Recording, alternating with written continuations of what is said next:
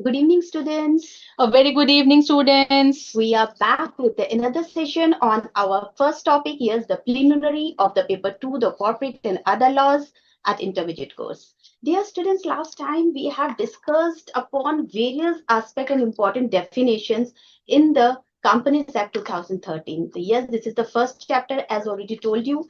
And in this chapter, we are covering, the commencement as of just revising for a few moments so that you can recall back where we were and where we have left and what we are going to continue today. Okay, so where there we have discussed about the companies that is commencement date, extent, as well. You will be seeing that we have discussed some of the relevant generic terms and then we jumped upon the types of the companies.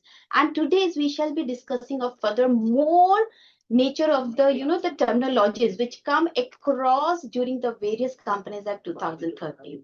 So, but before Shraddha, we would jump into the definition and continue our session. We would like to have a strong, a small kind of a testing of our students through the way of the riddles. Okay, this will be based on whatever we have covered in our earlier sessions. So, students, get ready. So, we are going to ask the questions and let's see who are going to give the first reply. This will be a kind of a riddle, my dear friends. And the name of the riddle is Decode the Companies Act. So before that, a very good evening, students. Good evening, Geeta. Good evening, Krishnan. Good evening, Himanshi. Good evening, Harsh Kaur, and good evening to all other dear students. So you all, and good evening, Ravi. So before we start with the code decode, all good evening, Sai Kumar. All of you need to respond in the chat box. Yes. Okay, or should we ask them to raise their hand? We can just First chat box, and then if you feel like, then we can ask you to just raise your hand. So right now, it's your faster fingers first kind of a thing. So the first, get ready, all of you. So here we get set, Go, and we are here to code the decode. Okay, just a moment. it's a technology, friends. So I hope so you can see it. Yes, please kindly give a quick reply on the chat box.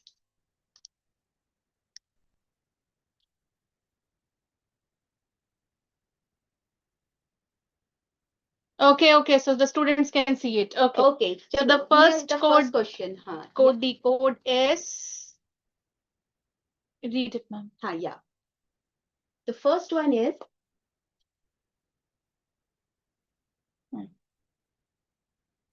I sign the memorandum to start the race, or later I join and take my place.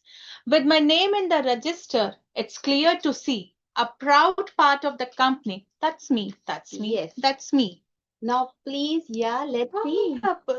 एक बच्चे ने सही जवाब देके फिर उसको गलत करा. Yes. Okay, you can see it. Right answers. Okay. Yes, we are waiting. Yes. Kinnari Kesharia is correct. Yeah. No, let me just tell the names. Yes. But I will not. Okay.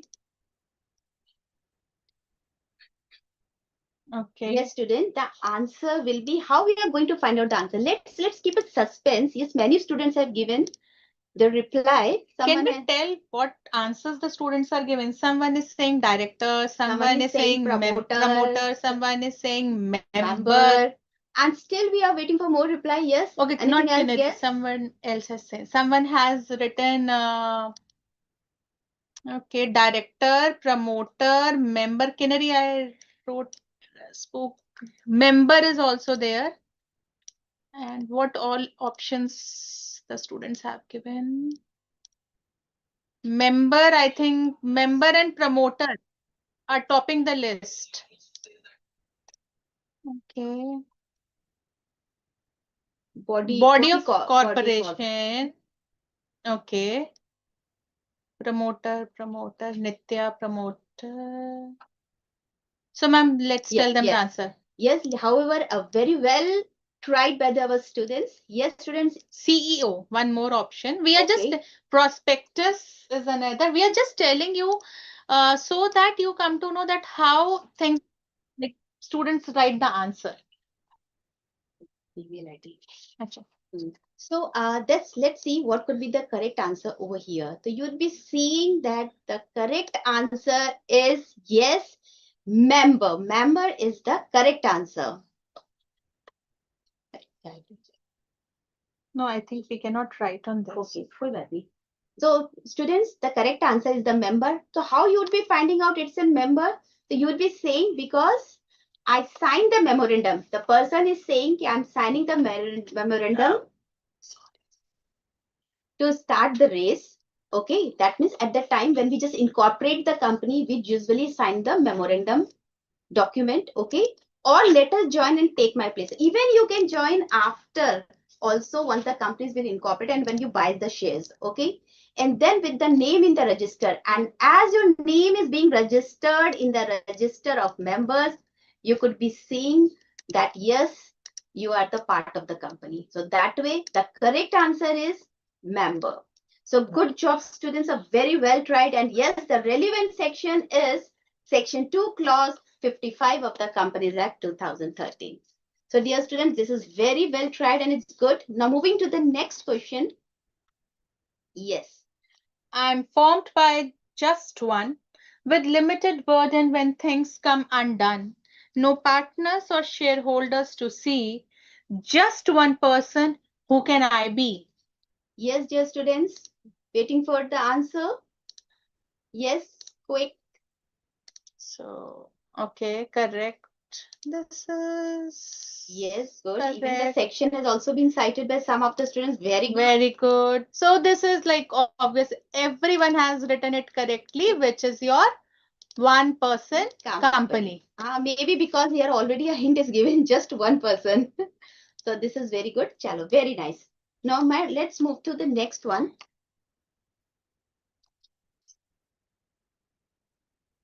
Yes. We are not strangers, nor tightly bound. Your 20% vote makes me stick around. Sometimes we work in joint venture style. In business goals, we reconcile. So let's see how the students. Oh, great, Great. Pooja, great. Pooja, well done. Krishna, well done. Very nice, Krishna. Himanshu, correct. Prakriti, correct. Abhinav, correct. Harsh, correct. Vaishnavi, correct. Himanshi, correct. Very nice. July, correct. Vedant, correct. Kabyajit. Yes, even the citing of section is is also correct. correct. I'm so happy. So Kusum, correct. मेरी list खत्म हो जाएगी. So yes, it is absolutely right because here we are talking about the 20% shareholding as well as we are saying they are not strangers. That means somewhere they are related in relation to the other party. Yes. Okay. And through the control, they are having the hold on the company also. And they are working in joint venture style. So these are all the essential elements that we have looked into the definitions. So this is shows that you have the conceptual understanding of the various important terminologies. So before jumping on to the next, now let's stop answering this and give me a second so that I can see all the students who have given the answer. And now I will take the names of only the first 7 students who will be giving me the answer. So stop writing the answer, otherwise your name will get missed. Wait. Good. Priya, Nosheen, everyone has given the correct answer. So I have seen the answer. Chaitra, everyone, the students who have not taken, I have not taken the answer. Everyone has given me the correct answer. But don't write anymore. Let me just give you the next and top 5 and or 7 students. Yes. So let's 1, 2, 3. Okay. I keep things small and shares confined. To friends and family, I am aligned. No public invites, no stock exchange scenes. In a private group, I like to convene. Stock exchange हो सकता है इससे थोड़ा थोड़ा. Depends, Depends. but not a mandatory requirement. So I have got first 5 students. July, it's correct. Anubhav, correct. Kinnari, correct. Medha, correct. Krishna Chavan, correct. Nityam, correct. So now stop it.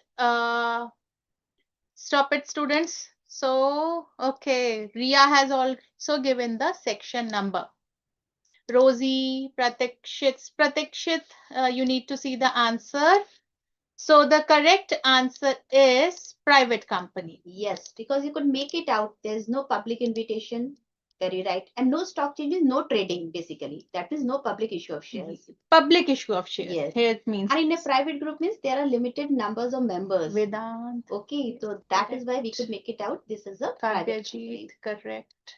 So now stop giving the answers for this one. Some students have got it confused with the small company. Jaya, it's correct. Ishwarya, correct. So it's not small company, it's private company. So 3, 2, 1. Yes. I am the parent, strong and bold. My child companies I tightly hold. If I own more than half, you will find the holding title is clearly mine. So this is very obvious. And very simple also. Yes. Taibajit. Oh, so I'm telling the answer here itself that it's holding company. Everyone has given the right answer. Vaishnavi. Everyone. Harsh. Prakriti. Noshin. Okay. Indrani. Then Saipa. Correct. Anubhav has also. Everyone. Aditya. Medha. Sakti. Abhinav Mishra, Prashnan Singh, and Deepika. Okay.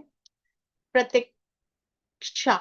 Pratiksha, correct. Rosie, Satish. Oh, everyone has given the correct answer. So I'm not taking now further names because I can see everyone has given the correct answer to this. Yes. So I think it was fun for all of us. So now let's move on to the further provisions. Downloads. Okay, let me just stop sharing. So till the time, yeah, I'm just opening you the file. So let me till the time just start off with the, you get it? Let's build the foundation and the base and let's start off with the sessions. Okay, dear students, this is let's introduce, because today we just forgot to introduce ourselves. Here she is Shraddha, and of course myself Nisha, and welcome you back. So after this small quiz, what I'm looking forward, let's start with the today's class. But yes, before we start with the today's class, just a moment, ma'am. Anubhav has raised a very good question. Yeah, I will discuss this. Okay, ma'am, in the Bear Act, Chapter 11 as per book is not equal to Chapter 11 as per Bear Act. How is it? Because I told you, if you see section 1 to 148, so it will be from Chapter 1 to Chapter 10, but companies incorporated outside India is starting from section 379 or 6. Tell me. Section 379 or 6. So after section 148, section 149 will start, and that is related to directors. Okay. So that is chapter 11 of the Companies Act 2013. If you see the Bear Act, then it will be managerial remuneration and all those chapters will be there. Actually, the arrangement of the section is why different, because it's not arranged as per the Bear Act chapterization. The Bear Act has in the different sequence, their chapterization is as framed by the parliament. Okay, and here the what are the chapter number we have given separately just for the easy finding or tracing of the chapter, and in sequence, 1 2 3 4 5 6. In similar way, after chapter 10, the companies incorporated outside India has been taken, you can say, in continuation. So that is why that chapter has been named as chapter 11. So that's the, okay, 379. Ha. Very good. So it's 379 to 393A. Thank you. देखा, हम भी sections इधर उधर कर देते हैं. So I was just sharing. So chalo, this was the one thing till the file is being shared by ma'am. It's already being shared. Chalo, good. But only one question before we just start up. Chalo, I would like to know from you students, there are how many sections in the Companies Act? Because the act which you are reading, you should know how many there are sections. So anyone kindly give up how many sections are there in the Companies Act? Just a quick reply just before we start up with the session. Because we want our students, they should be very strong. That they should know about the act also before they do it up. Use it this way. Yeah. Yeah, open. But I have not shared it. You continue. So just want to know what is the how much sections are there in the kind of 470. Very nice, Himanshi. Very good. Yes, the more students, I'm looking forward for the reply. I hope the screen is visible.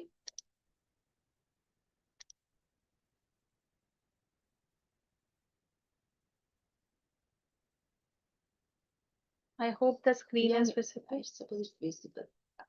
Just so, chalo, theek hai. Many students have given the correct reply. Yes, it is 470. And can you let me know how many chapters are there in the Companies Act 2013?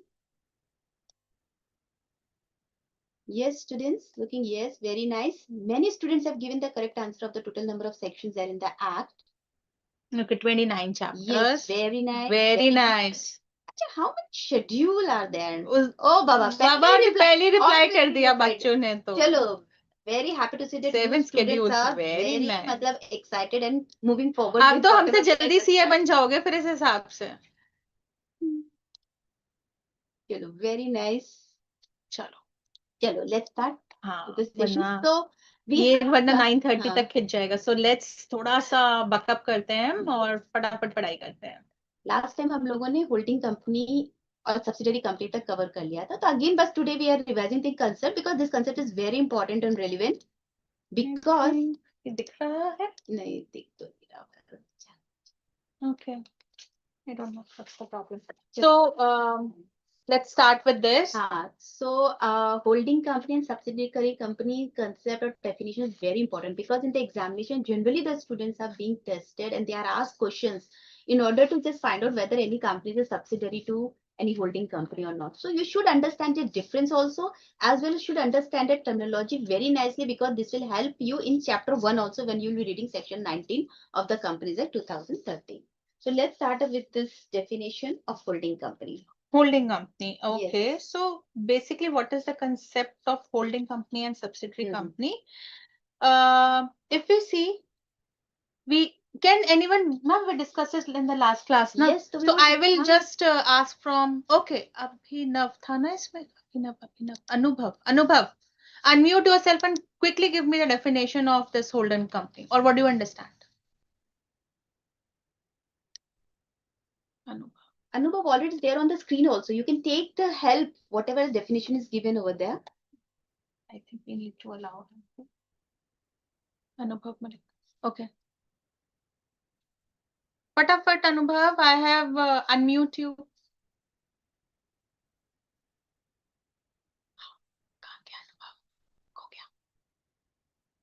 Okay. So Anubhav is not ready. Okay, Rosie. Rosie, give me the definition. Give me what do you understand by. I have unmute you, Rosie. Ma'am, when a company is holding one or more subsidiary company of linked with it, it's called a holding company. Okay. To a certain extent, right? Okay. Just one more sentence. Kinnari is asking something. Okay, Kinnari. Unmute yourself. I have unmuted you. Good evening, ma'am.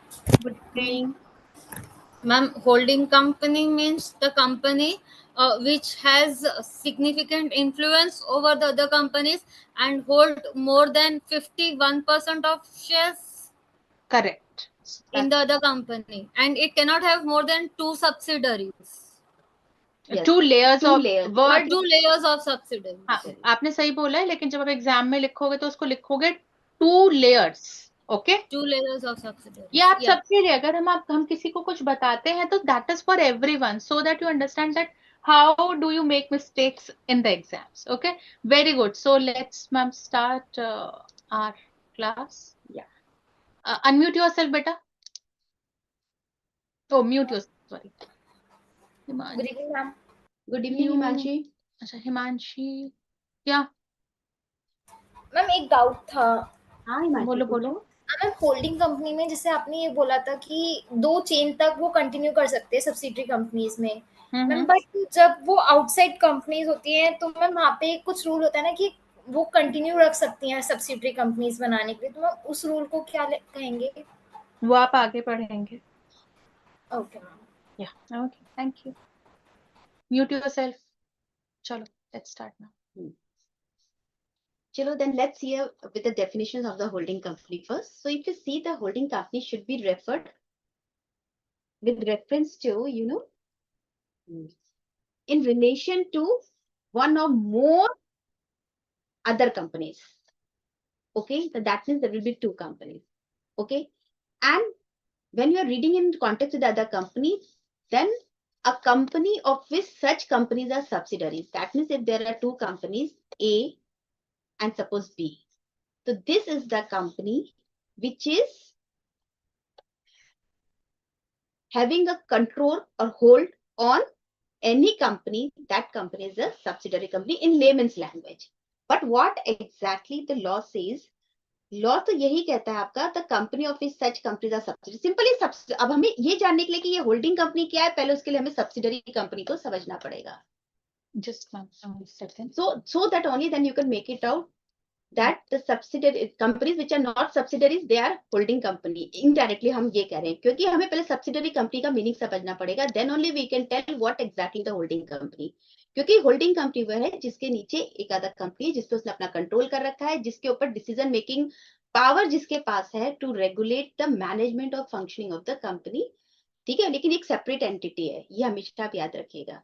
ठीक है, लेकिन अब देखते हैं कि पहले हमें समझो सब्सिडरी कंपनी क्या है. कंट्रोल अगर उसका है तो किस तरह से कंट्रोल है कंपनी के अंदर, तो that we need to check it out. तो व्हाट सब्सिडरी कंपनी और subsidiary is, it says that also in relation to any other company. Okay, it means a company in which the holding company, पहला की holding company का should have a control the composition of the board of directors.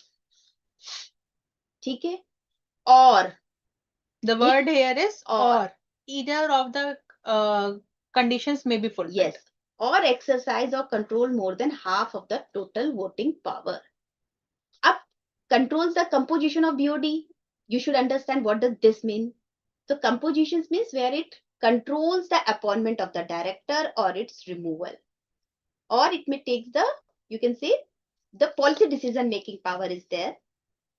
Then that could be tell it composition of the, this control the composition of the BOD.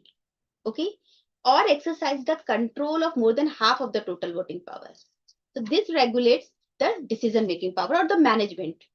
So that is the business control. So this is when it is having the control more than half of the total voting power, then such company will be said to be a subsidiary to the holding company. That Yes. is, holding company will be having all these two requirements, first and second requirements. If the holding company is meeting out these two requirements, then such company will be said to be a subsidiary company.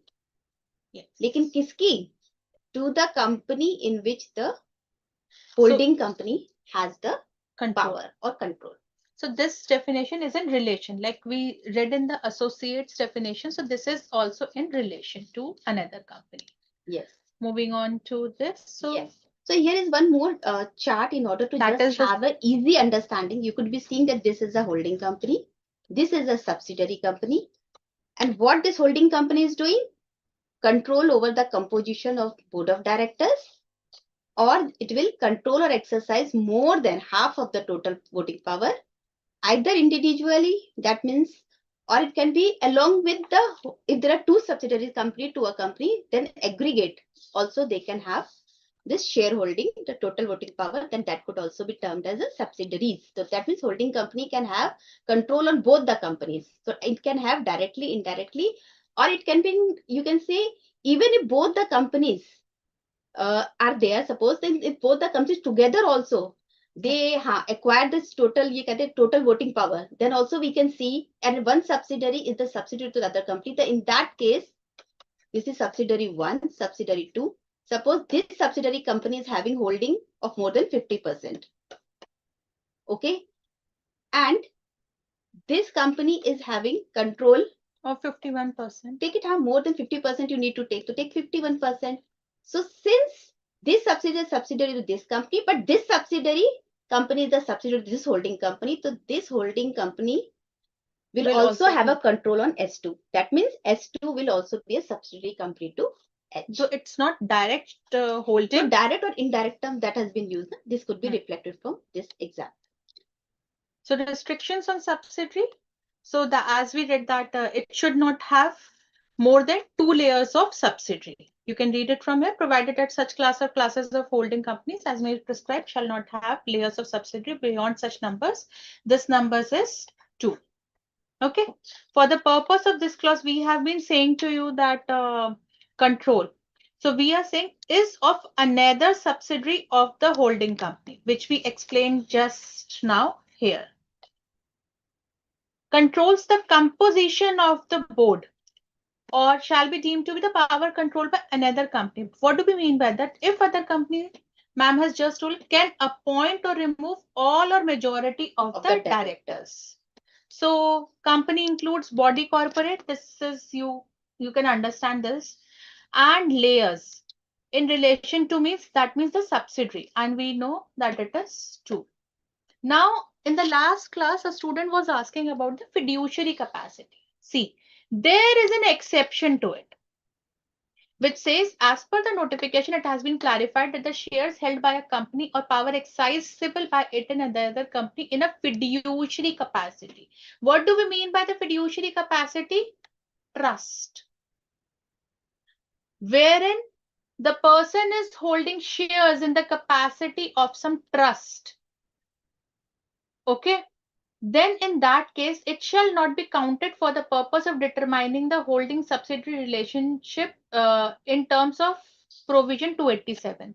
So what do they mean by this? Suppose there is a company and it's like holding and subsidiary relation to be established, a control of 51% share is there. So suppose this company is holding 51% shares in S Limited. However, out of this 51%, 3% shares are held in fiduciary capacity. So, though it is holding 51%, but now we will less 3%. That is how much? 48%. So, this will now not be known as its holding company. I hope it's clear. Here we have taken another example. Infosys Limited India is a well-known IT company. It owns 100% shares of another company called Infosys BPM Limited. Infosys BPM Limited, it is a separate legal entity. Okay, so even if it's a wholly owned subsidiary, then also it is a separate legal entity, though they can control the composition of board, and in this case they will be controlling all the shares, but then also it has a separate legal entity. It has shares in its own names. Okay, so both the companies will be treated different as separate legal entities. Okay, so in this case, the Infosys Limited will be the holding company, and which will be the subsidiary company. The Infosys BPM Limited will be the subsidiary. Hope so. All clear till here? So just let me see. Is there any query? You can start with the explanation. Yeah. So moving to the next definition is given of control under clause 27. Okay. So what does control shall include? Okay. It says right to appoint the majority of the directors. This is what we said in the previous definition also, where the term control has come over there. So it means right to appoint the majority of the directors, then control the management or the policy decisions, and it shall be exercisable, okay, by a person individually, okay, or in association with others. whether directly or indirectly. But by what way it could be done? This this power can be exercised, this control can be exercised. It can be by virtue of their shareholding, okay? Then through having the management rights, or through any shareholder agreements, or there may be possibility of entering into any voting agreements, or in any other manner. Okay, so this is the control. So let's try to get it through an example. Suppose Up Limited, there's a company Up Limited who is holding only 40% share in Down Limited. So prima facie, this is not a holding subsidiary relationship because it is not holding more than 1/2 of the share capital. But the term there used was 1/2 or. Okay. And now you can see further what they, however, there are other shareholders who have signed an agreement. And that means through the way of the agreement, okay, they signed an agreement to vote in line with what the Up Limited directions is there for all the key decisions. So even you can see in this example, though the shareholding is less, but through a shareholder agreement, what Up Limited and Down Limited has entered, that they will act on the direction of Up Limited. So even though there is less than 50% shareholding, Up Limited is effectively having the control over the Down Limited's management and the policy decisions. So this is the simple example of the control. So Himanshi has asked, ma'am, I have a doubt that when the holding company holds some company and continue the chain, then how many chain the company can make subsidiary? We already we have told you that there are 2 layers. That means only 2 subsidiaries companies will be there. Legally, that is allowed. Yes. Because we will go with the law. What the law says. Law describes only of 2 layers of the company. Okay. Just a moment. Let me just see. Anubhav, it's okay. We will next time we will see that you can respond to it. Okay, ma'am, let's continue. Yeah. Then moving to the next definition, government company, which is given under clause 45. Okay. So you would be seeing that through in this diagram, in this chart, we have given what a government company is. A government company is a company in which not less than 51% of the paid up share capital is held by central government, okay? Or because or what is there, or by any state government, or partly by the state government, or by central government, or by one or more state governments. There can be more than one state government also. So that is why the word government and government is used. Okay, similarly here you could also be finding the plural, means more than one state government may also be involved in the holding of paid up share capital. So you can remember it as by the central government. SG, any government. It could be any government. State government or state governments. Then CG plus SGs. This is what the government company is. However, it says if government company is holding any subsidiary company, and then this subsidiary company will also be considered as government company. And suppose the subsidiary company has one more subsidiary company, then please, chalo students से ही पूछते हैं ये वाली बात. Chalo students, can you reply on this? If suppose this company is already having one more subsidiary company, then what will be the nature of this subsidiary company? Will it be a government company?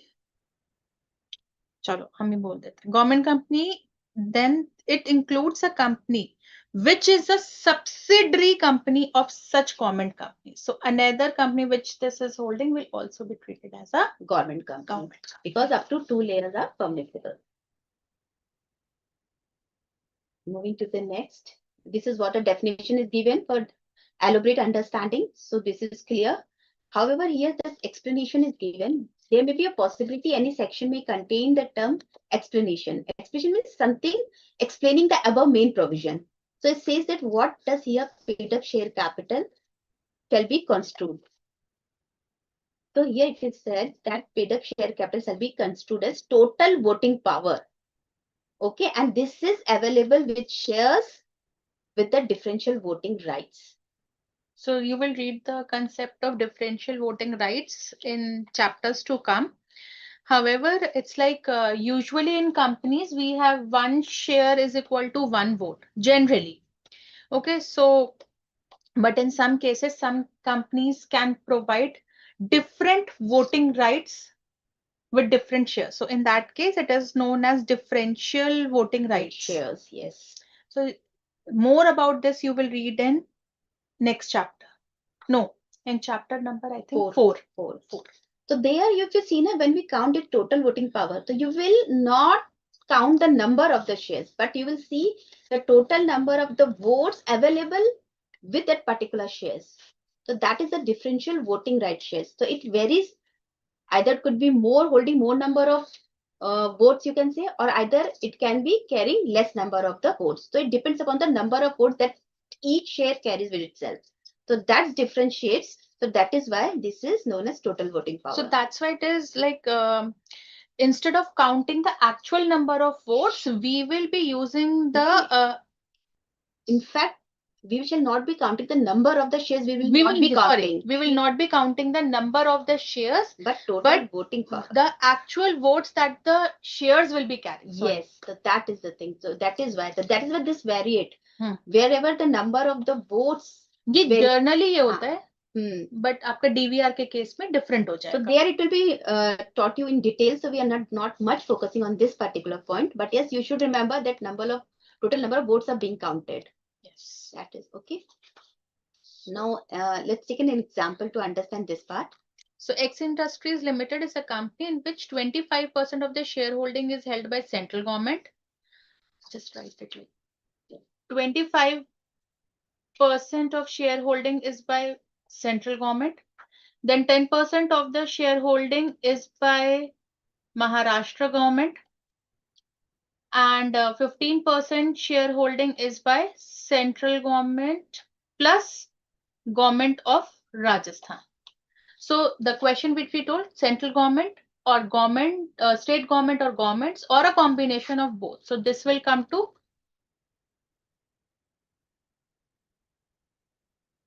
So it is 50%. Yes, and government companies what says more than. That means at least 51%. So it will not be treated as a government company. Okay. Taken another example there. If a government company holds majority control over another company, and that other company is subsidiary, then that subsidiary will also be considered as a government company. This is the example to the provision that is given in the main section of the government company. Now here is a real, real example, you can say real life example of ONGC Videsh Limited. So you'll be seeing that ONGC Videsh Limited is a subsidiary to the ONGC company. Yes. So that is because this ONGC is a government company. So that is why that company is a government company, and Videsh company, the ONGC Videsh Limited, which is a subsidiary company. So this is a live example, and you can take further more example of NTPC also. You'll be seeing there's an NTPC Energy Green. So that is a subsidiary of NTPC Limited. That is similarly, there is another example of GAIL Gas India Limited. You'll be seeing it. So it is, you will be seeing that GAIL Gas India Limited is a subsidiary of GAIL India Limited. So this is how the difference is there. There's a government company, and any sub company with a subsidiary is also a government company. The next definition that we have is voting right. Voting rights. It's a simple definition, means the right of a member of a company to vote in any meeting of the company or by means of postal ballot. This is simple. Voting right. To whom? To the members of the company. And where? In the meeting. Or it could be either by a postal ballot. This is very simple. So let's move on to the next definition, which is your total voting power. Now this is a important definition in terms of, because this term will be used a lot many times. So what is total voting power? Now this is in relation to any matters, means the total number of votes which may be cast in regard to that matter. So what is the meaning of cast here? आप कितने votes cast कर पाते हैं, कितने डाल पाते हैं. In Hindi we say it's a डालना, और कहते क्या मतदान. Like in voting we do the casting of votes. Similarly here is also the casting of votes on a poll at a meeting of the company, because where should they have to cast some votes? Obviously it has to be in some meeting. If all the members thereof or their proxies. So this term proxies is there. We will tell you now. Having a right to vote on that matter are present at the meeting and cast their votes. What happens is now they are saying are present at the meeting and cast their votes. So it is very much like that. Those number of shareholders or members who are present at that moment, who are present in the meeting and who are eligible to cast their votes, they will be counted in the limit of total voting power. In other words, if I say, like every shareholder get a voting right in proportion to the number of shares they hold. This is clear that every shareholder has a voting right. Now, when we talk about the total voting power, it means that the total number of votes that can be cast by all the shareholders in the company at that given point. So this is important. And they are saying by all the members thereof or their proxies. What happens is the shareholders are given the power that if they cannot attend the meeting on their own, they may appoint some proxy. Like we have in college, na, you don't go to college and then you appoint someone to say, okay, present ma'am. Similarly, the same concept is also there in the Companies Act. It is in section 105 of the Companies Act 2013, and that you will read in chapter 7, which is your management and administration. There is a proper, what should I say, provision for this related to proxy. Yes. Okay. I hope so. This is clear. Okay. Shall we move ahead? Yes. Yeah. So because there are Another another important terminology. So let's take another is the small company. This is section 2, clause 85. Okay. So it's given over here that small companies called small company is other than public company. Remember that company is not a public company. So means it can be a private company. The small company is a private company. Then it says about the paid up share capital. Okay. So what are the paid up share capital that a small company can have as per the requirement for being a small company, that not exceeding 4 crore. Okay. Yes. And the turnover specified is not exceeding 40 crore. Got it? These are the two requirements that needs to be there in order to know whether a company is a small company or not. The maximum limit has been put upon this particular paid up share capital as well as turnover. The paid up share capital is not exceeding. Remember, not exceeding. Don't be confused. Not exceeding is the maximum cap has been put on this requirement of the paid up share capital. It should not be 4 crore. And similarly for turnover, it is 40 crore. Okay. So if this requirement is met with, then definitely that company can be said to be a small company. But there is again a twist in the definition itself, that there is an exception. Means even if those conditions are fulfilled, it will not be treated as a small company. Okay, the exception to whatever is given in the main part of the section will not be applicable on it. Okay. So if you could be seeing about the exception. Exceptions we कहते हैं कि a holding company or a subsidiary company. अगर वो company they are in the relationship of holding and subsidiary relationship, or they are holding or a subsidiary to each other, then that company, then another nature of the company, the section 8 companies, the companies which are formed for charitable objects. charitable. Okay. And the third category is the company or the body corporate which are governed by the special act. So which we have already discussed in the last session. class. If these three conditions are existing, if any of these, after compliance of this requirement, this companies will not be considered as small companies. And so, always a question is asked, Shatam.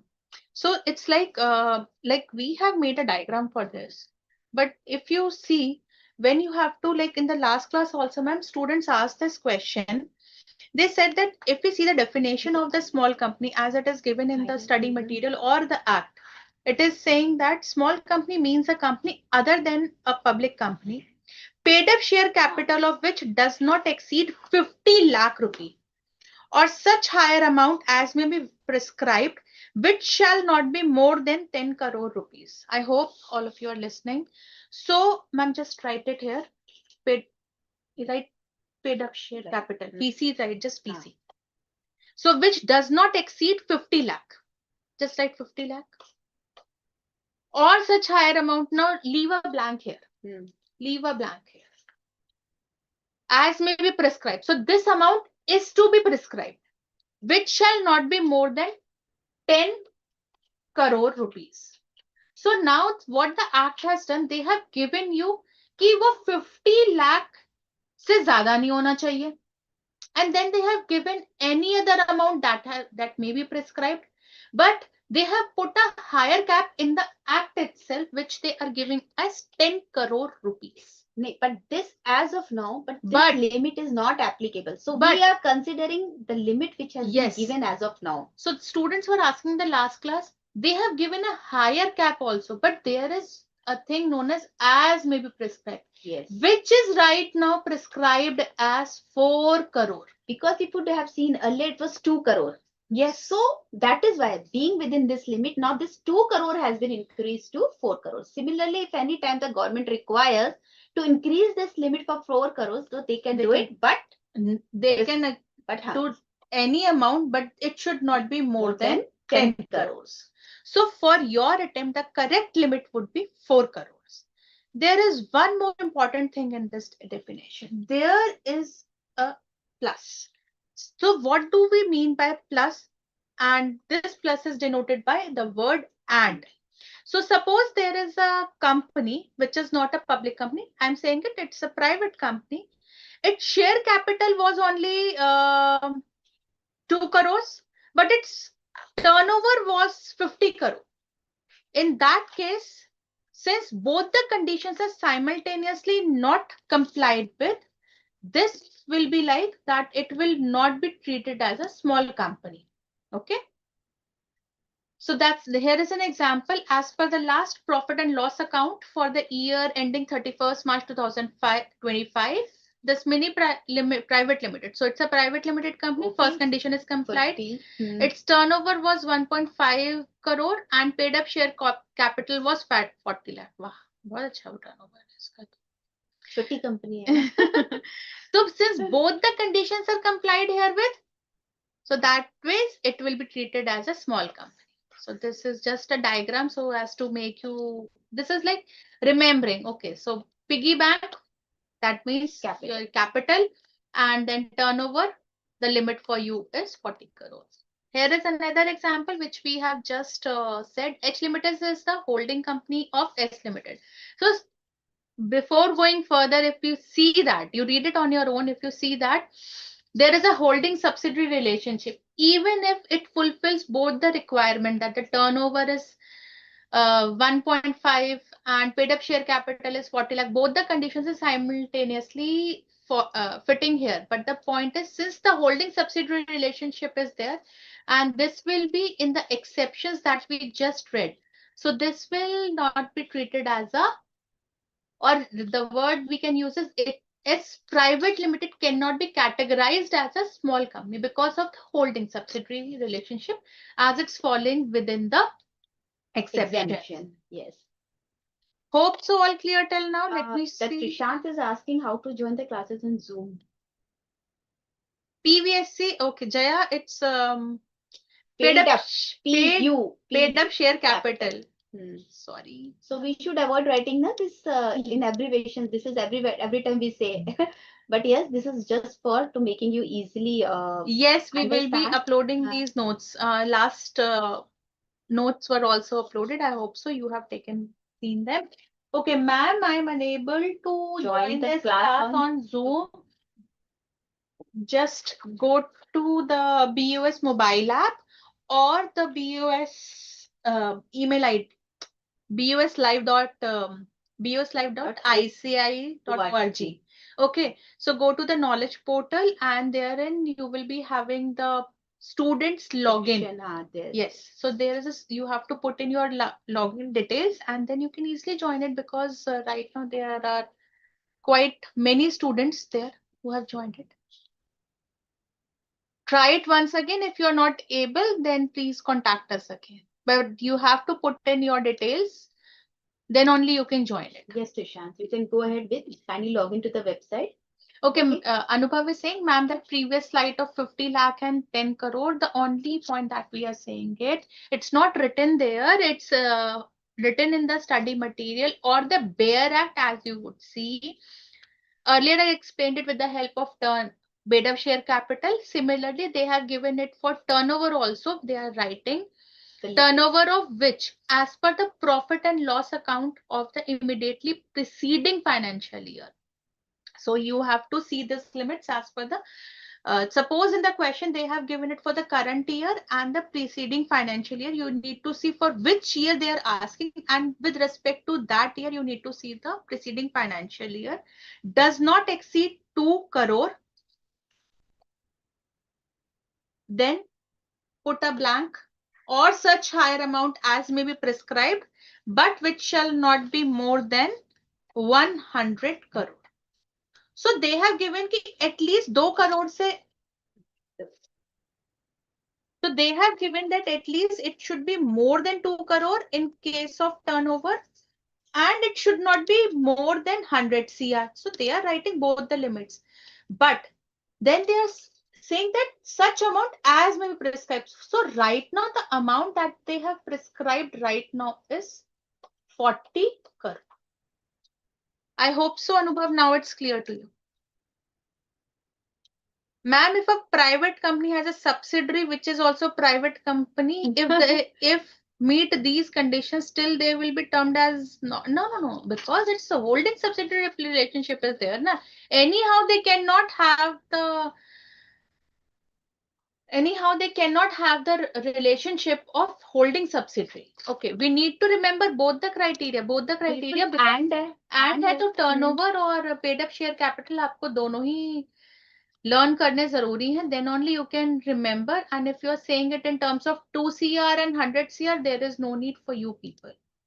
You remember only the present existing limit that has been prescribed, that is 4 and 40 crore. No, that 2 CR wala thing you don't have to remember. Just an example. We are trying to explain how the things are given in the act. क्योंकि हमें सिर्फ आपको यहाँ नहीं पढ़ाना, आगे जाके आपको you should be able to read things without us also. So that's the aim. Yeah, we just wanted how to read the law. We just want to teach only this thing. So next is, now we will be dealing with the definitions that are with respect to the types of the share capital. Okay. So when we talk about the share capital, you must be seeing here there's a one term used over here is the capital. Capital means, let's ask from the students first of all, what do they generally understand by the term capital? Because you all must have heard about the term capital, and since you are reading the Companies Act, to somewhere the capital is very important aspect to start with any of the company. So what is the capital? Yes, anyone, any of you students? Yeah. Investment, correct. Okay. Maximum amount of company. Anyway, well tried. The amount invested by owners, okay. Correct. Money required to launch a business. Very good. Yes. Good. Correct. Sub answers, yes, investment. Yes. Chalo. Absolutely. We can so go ahead. Capital is basically the fund or the money that is being required to start any business or to bring any business into operations. So this basically this money or fund that owners or shareholders have invested. Okay. So those persons who have invested, they are the owners or the shareholders in order to start up with the business. So this is a capital. And when we talk about share capital, that means shares. There are two terms, share and capital. That means the part of a capital. So what you can say, the money which is being collected by the company from the shareholders.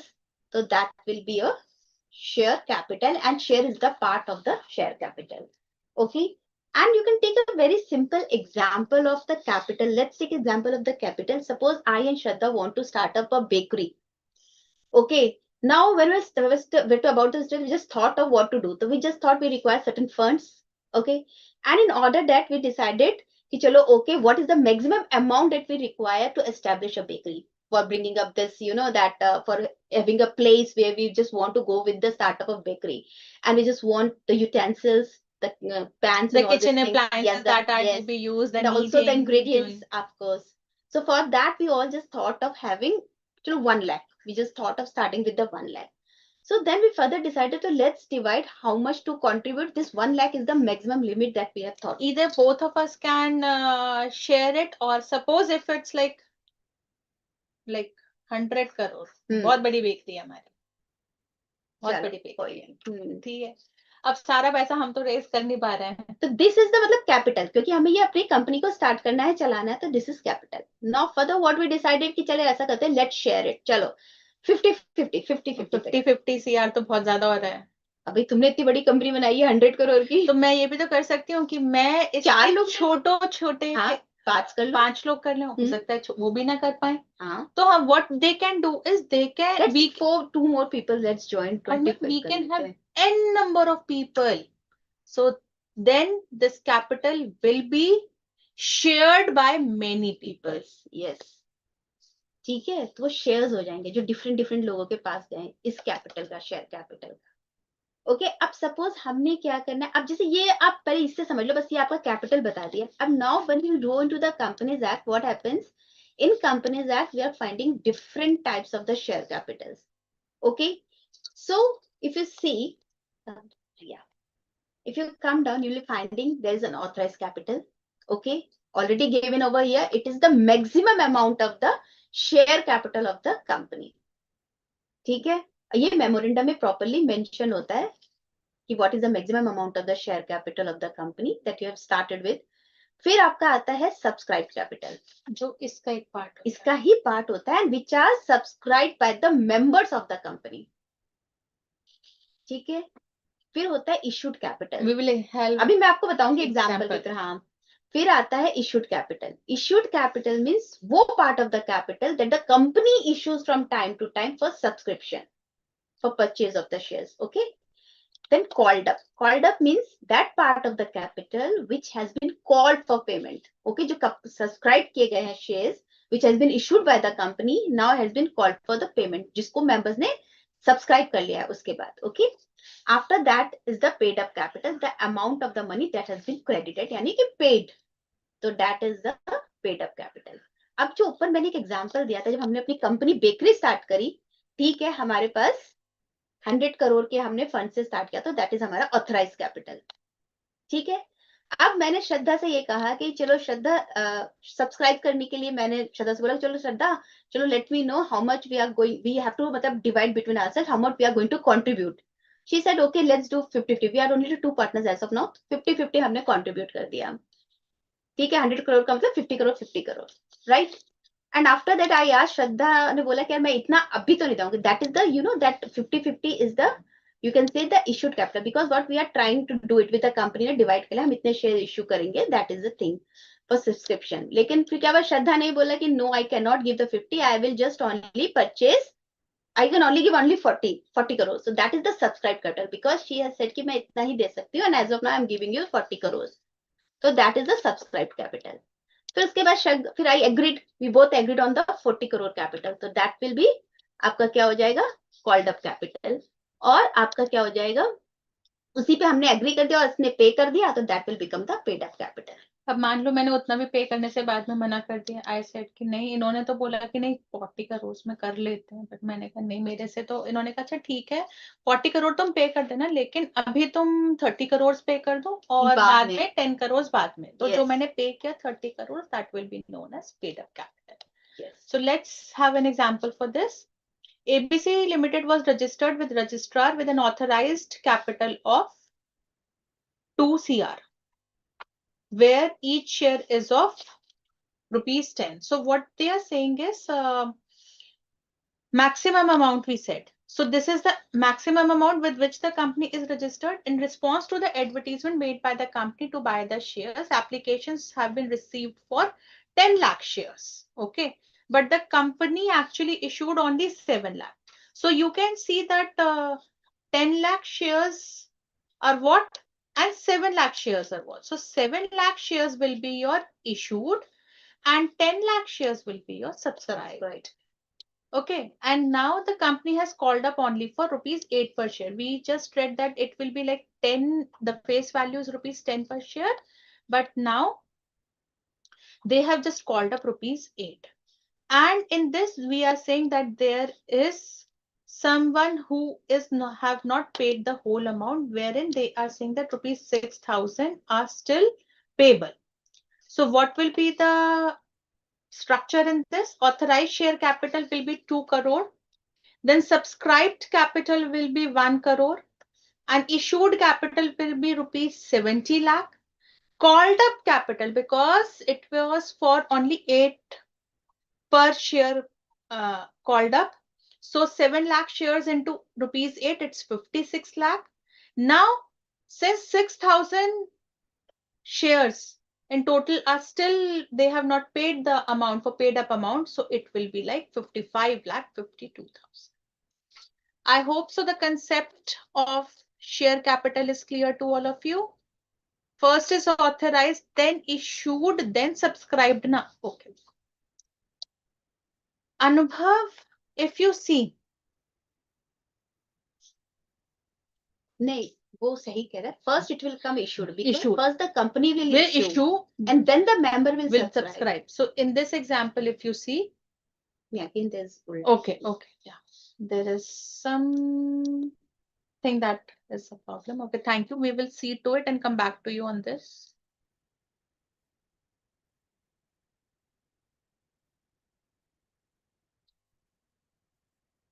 What is the difference between subscribed and issued capital? Okay, so many students are confused. Basically, subscribed capital, if you talk about, it's the part of the share capital. Okay, there's a part of the authorized share capital. In that, what happens, for which time being it is subscribed by the members of the company. So that is the subscriber. It is being subscribed, means purchased by the members of the company. And issued capitalism, which the company issues to the members for the subscription to purchase for the shares of the company or the capital of the company. So that will be a issued capital. So if the company invites or issues the certain number of shares, that means they are saying to the members to go and purchase on that that number of shares on the prescribed face value. So issued capital is basically that part of the capital that represents the total value of the shares. So I will just correct it and then only I will upload it. So issued capital represents the total value of the shares that the company has to offer to the members. Yes. Okay, or rather, since they are still not the members, to the investors. While subscribed capital is that part of the issued shares that the investors have agreed to purchase. Okay. I hope now it's clear. मतलब authorized, after authorized, issued will come. Yes, issued. Then subscribe will come. भैया accounts वाले बच्चे हैं.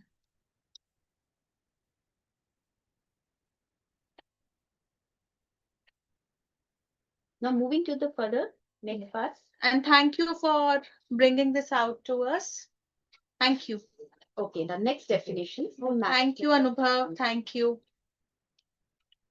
Yes, Anubhav. First authorized, then issued, and then subscribe. And thank you.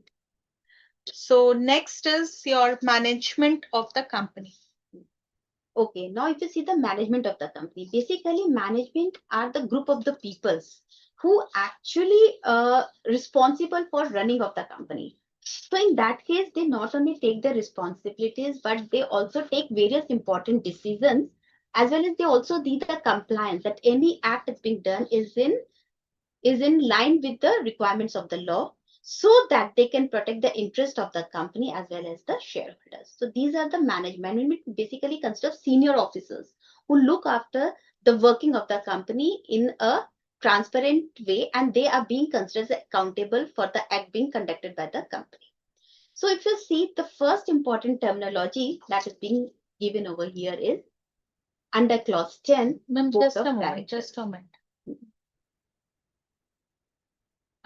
Any of the students, like Anubhav, can any one of you unmute yourself and tell that how you are joining the class, because some of the students are saying that they are not able to join.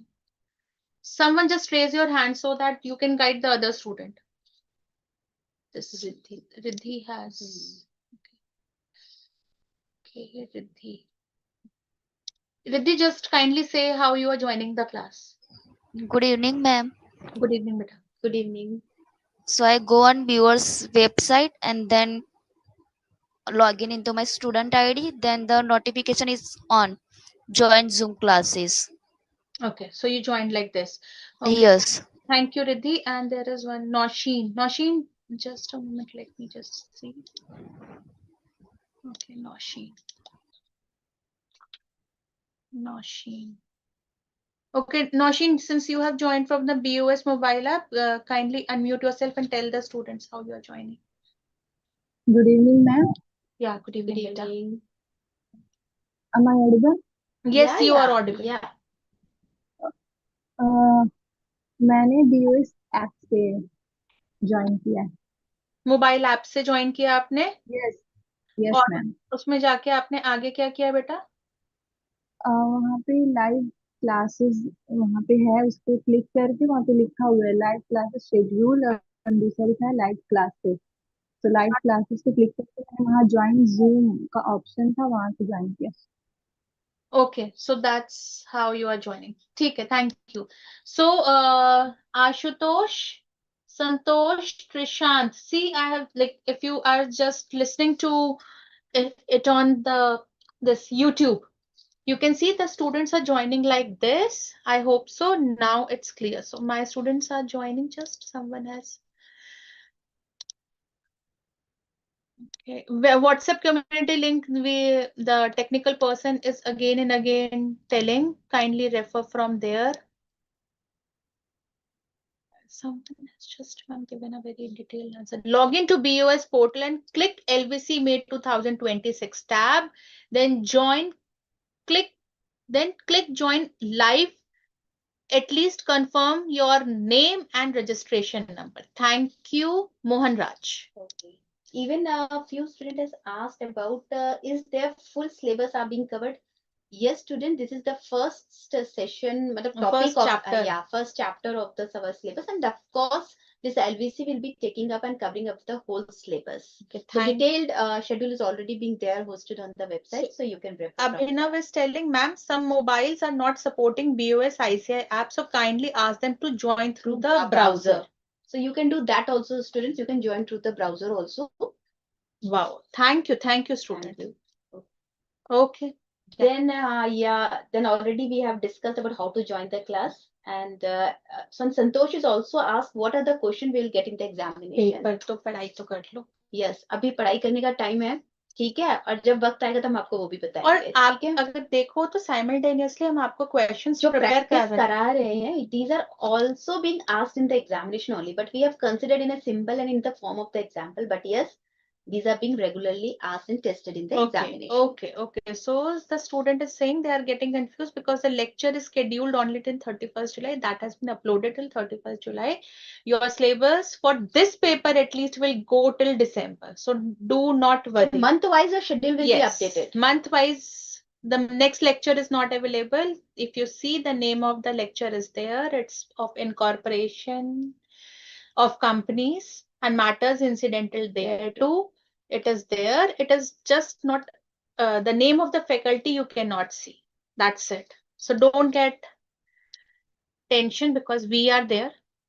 It's the next lecture will be on Wednesday. Okay, don't worry. So let's continue वरना हमारा syllabus आज का रह जाएगा. चलिए ठीक है, अभी तक हम आपको बता रहे थे बोर्ड ऑफ डायरेक्टर्स के बारे में, because these are the peoples or the officers who run the management of the companies. Okay, so you'll be seeing the board of directors is there.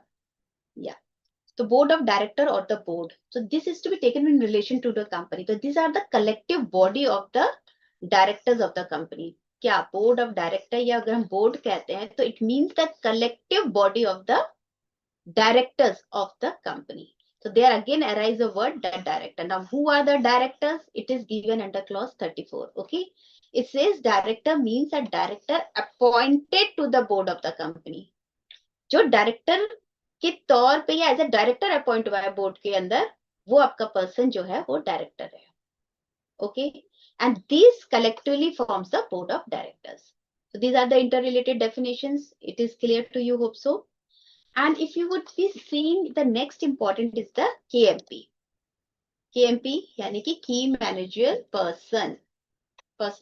Okay, this is again to be taken in relation to a company. In relation to company means किस company में, जिस company में ये लोग इस तरह से act कर रहे हो कि उस कंपनी के, ठीक है. In relation to a company means the CEO, chief executive officer, or the managing director or the manager. ठीक है. तो आप इसको जब याद करेंगे तो जस्ट प्रिपेयर सिंपल से ऐसे करके आप लिख सकते हो, तो you can make it out कि yes they are talking about this. The next is the company secretary. So you can take a CS. Ma'am, just write an M here. M. M. Okay. And then write a C here. Yes. Okay. Then आपका आता है whole time director, WTD. So I'm writing W. And write a W for them. ठीक है. Then next category is CFO. So write a C. Okay. And then such other officer who are just one level below the directors, क्योंकि not more than लिखा है, तो मतलब ये है कि उसके जो बिलो लेवल वाला है, ठीक है, जस्ट तो उसके लेवल का जो भी बिलो है डायरेक्टर्स का, who is in the whole time employment या designated as KMP by the board, तो such officers. Okay, So O. Correct. And such other officers as may be prescribed. So as of now, nothing has been prescribed under the act regarding what all categories will be defined over under this class. Such other officers. So okay? write just S. S. So a student is asking what is the difference between I think CEO and MD. You will read it at final level because those are covered under section 2. जब आप KMP वहां पे जब पढ़ेंगे, आप KMP के बारे में, मैनेजर जो डायरेक्टर्स होते हैं, तब उनके बारे में जब पढ़ेंगे, तो there you are going to read already these terms are also being defined under the definitions also, but yes, it is being requested to refer that at that moment only. It will be good for you, otherwise you will be confused. Okay. So how will you remember it? You remember in, like for Einstein gave a E is equal to mc square. Yes. Yes, you remember, ma'am? Yeah. Energy is equal to mass into C. So C is basically, what is C? That I'm a bit confused. No, it's okay. So you just remember speed of light. Okay. Yeah. So you just have to, like, E is equal to mc square was there. So how you will remember this? Just write mc square. From this definition, we have derived mc square. So what is this? For this definition, so what was this E is equal to mc square used for? Anyone knows? So to treat this as an effective formula for leadership, effective leadership के लिए, okay? बिल्कुल science वाले बच्चे नहीं है यहाँ पे, एक भी बच्चा नहीं है मैं science. So read it as mc square dash WOS. So mc would be your M would be standing for CEO, MD, or the managing director. Then C square we have CE, the company secretary is there, and also we have the chief financial officer. And then W is for whole time director. O is for such one level below the key managerial personnel, and S will be for such other personnel as may be prescribed. So this is a way of energy and mass formula. So like for the energy and mass formula, it was E is equal to mc square. You need the speed of the light and everything. So for effective management, use this formula, mc square minus WOS. I hope so. Equation by Einstein. Very good, very good, very good. I don't remember much now. So I hope so. It's you can. I gave this example to you. This E is equal to mc square and all those things, so that when you ask us now, how should we remember it? Just make some fun acronyms for yourself. You understand? This is how we remember few of the things. So a same thing can be remembered in many sense. One was this E is equal to mc square. Oh, sorry, mc square is minus WOS. Second is, for some students, it is easier to remember when they see some pictorial representation. For such students can use such type. They can write it like this and see in this, such of other officer minus, which is not one level below, which has to be not more than one level below the directors, plus in whole time employment, and they have to be designated as KMP. So both the things, it is up to you how you want to remember the things. So I'm just asking, raise, okay, unmute. Surekha, what do you want to ask? Good evening ma'am. Good evening. Ma'am actually ना मुझे chat करना है, कुछ question पूछना है, तो मैं chat नहीं कर पा रही मैम। बेटा सबका आ रहा है, एक बार फिर से ट्राई करें क्योंकि सब बच्चे चैट में भेज रहे हैं। ठीक है, एक बार फिर से ट्राई करो आप। ओके ठीक है मैम। या ओके, थैंक यू।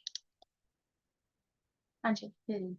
तो बेसिकली केएमपी अगर आप नॉर्मल उसमें समझ लीजिए कि केएमपी होते कौन है, तो KMP they are the senior officers basically of a company who play a crucial role in the management, you can say, as well as decision making of the companies. So they are the, you can, senior officers, and they are to be set at the main pillars of the company's management. So these people, what we have defined under the KMP, is the different nature of the officers. They are the main pillars of the company. They help the company to take up the, you can say, the major business decisions, as well as, you can see, they play a crucial role in the management of the company. Okay, so these category remember, because sometimes the questions are being asked on the KMP definition also. Many times there has been tested ki who all are the KMPs, or sometimes they give the different peoples under the different designations, and then they ask under the different capacity whether they can be termed as KMP or not. So you need to know all these peoples are the who all are the KMPs. So KMP is key managerial personnel. Yes. So it's not person, it's personal. Yes. Okay. WhatsApp join कैसे करें? You have to join the Zoom, and then they are the students who are joining on Zoom. They are getting the link to join the WhatsApp on that. ठीक है. Birjananji, you can join in such a way as told by the ma'am. Okay, now moving to the next definition is of officer. Again, the clause 59. Officer में कौन कौन लोग आते हैं? ठीक है, तो ऑफिसर इंक्लूड्स, मतलब ऑफिसर में इनके अलावा भी और लोग भी होते हैं, तो यानी इंक्लूड्स मतलब ये भी है, ये एडिशनल लिस्ट भी है जिसमें बोलते हैं ये भी इंक्लूडेड होते हैं. These peoples are also termed as the officers. तो एनी डायरेक्टर हो सकता है, मैनेजर हो सकता है, केएमपी, यानी कि KMP is also considered as an officer, as already told, they are the senior officers of the company, or any other person in accordance with whose directions or instructions the BOD or any one or more of the director is accustomed to act. तो officers आप समझ लीजिए जिनके कहने पे या instructions पे या डायरेक्शंस पे बीओडी वर्क करता है. So they are known as the officers, and it can be any senior officers, it can be directors, it can be managers, any person. Okay, so they will be considered as officers. So why we are saying about directors, in further sections you will see that many a times the officer will be used, and many a times the word officer in default will be used, because the Companies Act 2013 is a very rule-based legislation. Many penalties are there. So who will be liable for those penalties? So they have to fix the penalty to someone, that this person will be responsible. For that, they are many a times. Okay.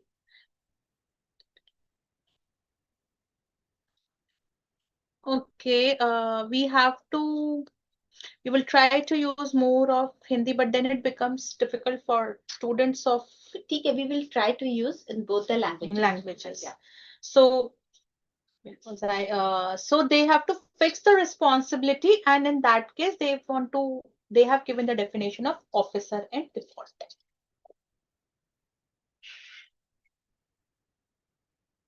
So officer in default for the purpose of any provision in this act which enacts that an officer of the company who is in default shall be liable to a penalty. See, they want to fix some responsibility for penalty or punishment by way of imprisonment, fine or otherwise. It can be by fine or by imprisonment or otherwise. Means otherwise में क्या हो सकता है madam? Both. So means any of the following officers of a company. So they are fixing the responsibility of the whole time whole time director. Who is in whole time director? He is the director who is in the whole time employment of the company. There are few directors who are directors for namesake. Okay, you will read this concept further when you will be going to the final level, that there is a concept of full-time director and like executive and non-executive directors concept is there. So as of now, just understand the whole-time director is a person who is in whole-time employment. That person is looking after the day-to-day affairs of the company. Then the key managerial personnel, because they are holding the strategic positions in the company. Just think of it. If it's a manager or the CFO or the CEO, they're not just simple people. They are holding very strategic position in the company. And the penalty has to be given to some people who are holding the strategic position, though the work is being done by the people at the lower level, but they cannot, they will, when they will be drilling down to the lowest level, then they can see who is there. But at first level, they have to fix the responsibility to a people who are at the helm of the affairs. Then now they are saying, see, when there is no KMP or such director or directors as specified by the board, if the company is not having any KMP or any other director to whom the responsibility can be fixed in this behalf, who have given their or his or their consent in writing to the board to such specification, or all the directors, if no director is specified. So they are saying that if there are no KMP, suppose there are no KMP, then in that case, what happens is the company can say that in these cases, this person or these directors will be held responsible. And if there is no director that has been specified as responsible, they are saying all the directors. You got it? So the company generally specifies that who will be held responsible in this default. Any person under the immediate authority of the board or any key managerial personnel is discharged with this is discharged with any responsibility, including maintenance, filing, or distribution of accounts or records. This. The important line is actively participates in, knowingly permits, or knowingly fails to take active step to prevent any default. Now I was saying that who are at the helm of the affair, then I said they will be drilling down. So this is for that person जिसको CEO या CFO या जो भी person charge था उस काम को करने का, उसके अंडर जो पर्सन है जिसको आपने एक रिस्पॉन्सिबिलिटी दी है कि you will be held responsible if this failure is there, if you do not file it, if you do not make these compliances, and that person is actively participating in that default, or he knowingly permits, okay, करने दो जो कर रहे हैं, and they are a party to the default. In short, they are the party to the default. Then that person is also called as an officer in default. Then fifth point, any person in accordance with whose advice, directions, or instructions the board of directors of the company is accustomed to act, other than a person who gives advice to the board in professional capacity. So this line you have heard it before also. So they always make if you are having control. So this is coming directly from the point of view of control. So if person has uh, control over the management of the company, that person is also officer in default. Now they are provided an exception to this point. They are saying that any person, though the board is accustomed to act according to that person advice, but if they are giving that advice in professional capacity, then that person can be exempted from being an officer in default. Why they are saying so? They are saying so, suppose you are a chartered accountant and the company is accustomed to act according to the advice that you are giving. Why you have been kept out of the loop? Suppose a company is not providing you with the whole information and that's why you made some mistake. So you are being kept out of the purview as you gave the advice in professional capacity, plus you had only limited access to the information. You are acting only on the information that was provided to you. Now some of the students are asking कि ma'am फिर तो इसमें हम बच जाएंगे. No, it's not like that. Suppose you had all the information or you did not perform your work with due diligence, then obviously you cannot be because escaped. that is the basic law के भाई कि जो काम आपको या जो duties है आपकी उसमें आपको जो ड्यू डिलीजेंस है जो नॉर्मल आपको जितना केयरफुल रहना चाहिए that should be taken into consideration.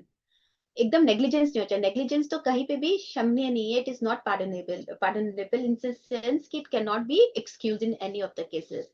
Even negligence तो एक सिविल ऑफेंस भी होता है. अगर आप नेग्लिजेंस करते हैं और आपका ये हो जाता है कि वो नेग्लिजेंस की वजह से अगर पब्लिकली बहुत किसी को हार्म होता है तो you can not be protected from that except where you have taken a due diligence for the same and then also it could not be escape. Then in that case it is possible कि आपको कुछ मिल जाए. Otherwise due diligence is normally required. So you have to read this definition, and then there are professional misconduct also. So that is a separate topic. It's just that so people in professional capacity are kept outside the purview of officer and default if they have acted diligently. Then every director, this is very much there. Obviously, the directors have to be made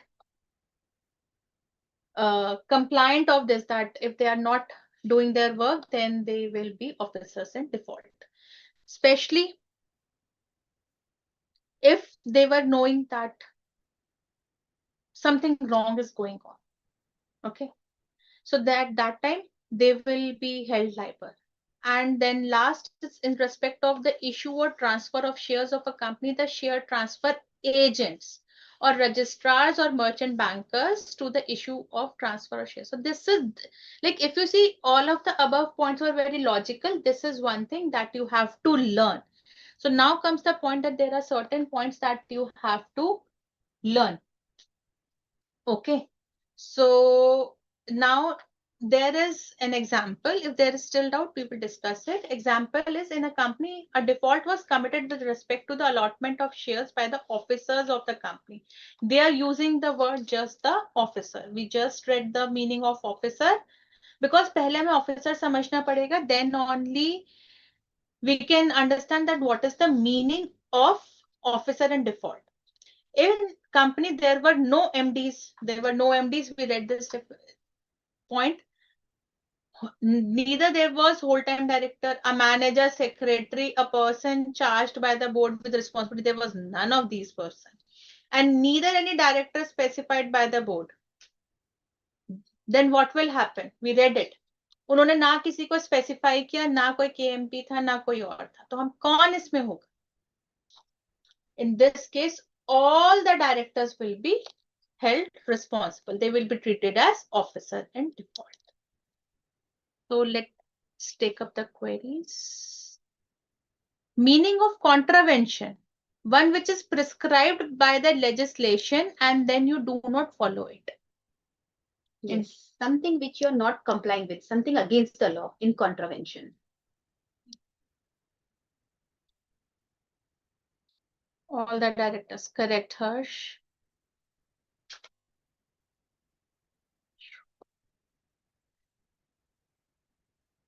Ma'am, as a CA, we can't, so as a CA, we can't neglect the all aspects of the company. Actually, we have terms of reference.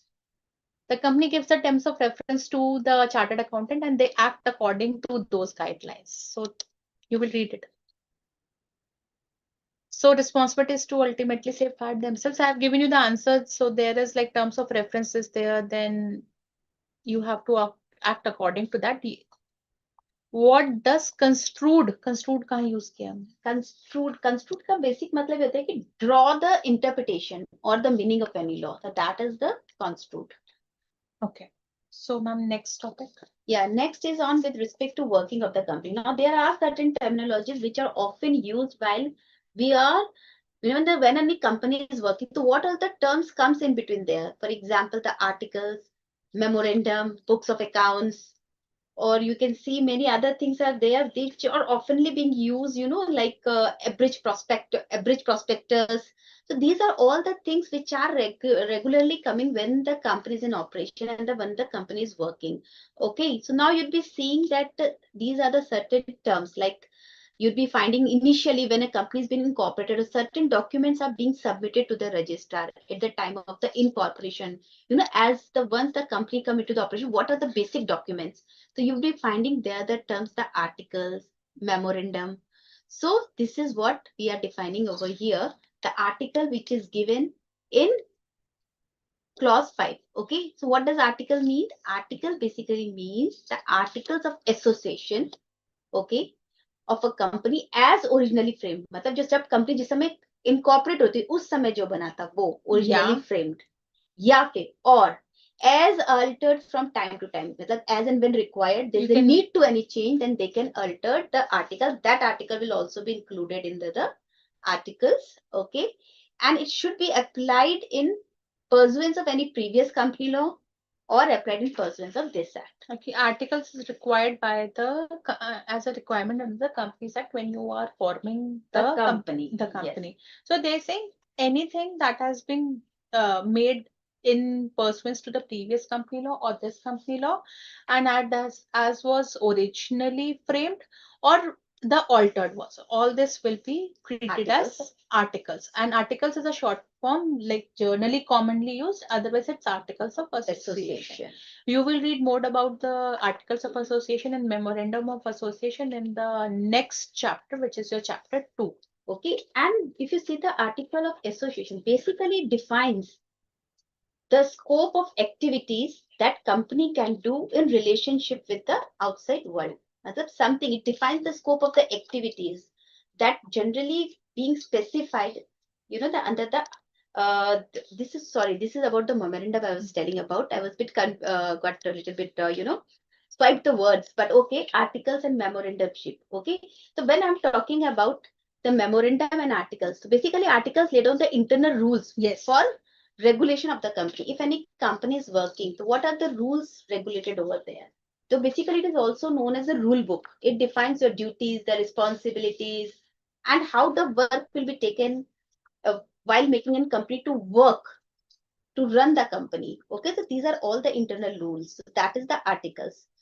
Whereas memorandum, if you see, memorandum is it defines the scope of the activities that is being governed by the company or that is being done by the company. So that is specified in the memorandum. So these two, the article of association and memorandum, they are basically like a constitutional documents these of are the company. Yes, so at that time when the company has been incorporated or being registered, at that time these two documents are being submitted at the same time. Okay, and memorandum specified different things. It's specified where what are the objects of the company, what are all activities they are going to cover, where will be the registered office, liability of the members. Yes, liabilities and all these things. So basically, the memorandum defines the object of the company and the strategic things. What will be the directors and everything that is being specified in the memorandum. And this articles provide the things for internal management. Okay. So next is your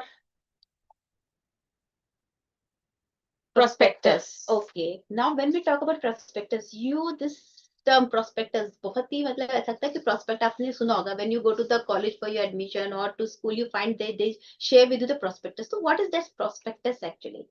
Prospectus is a document actually which shares with all the kind of the details as to the who all are the authorities of the management, what are the fee structure, your syllabus, and every sort of the details is being given with respect to that particular institute where you would be taking the admission. So that is the prospectus. But when we talk about with respect to the Companies Act, here the prospectus is a document that described or issued as a prospectus. को इस नाम से एक तो describe किया जाता है, दूसरा it will be including red herring prospectus and self prospectus. याद रखिएगा, इसके अंदर prospectus के अंदर दो और terms आती हैं जिसमें आपका आता है, ठीक है ना, एक तो red herring prospectus as well as the self prospectus. और साथ में कोई भी नोटिस हो सकता है, सर्कुलर हो सकता है, एडवर्टीजमेंट हो सकता है, और any other document which is inviting the offers from the public for the subscription or purchase of any shares of the company.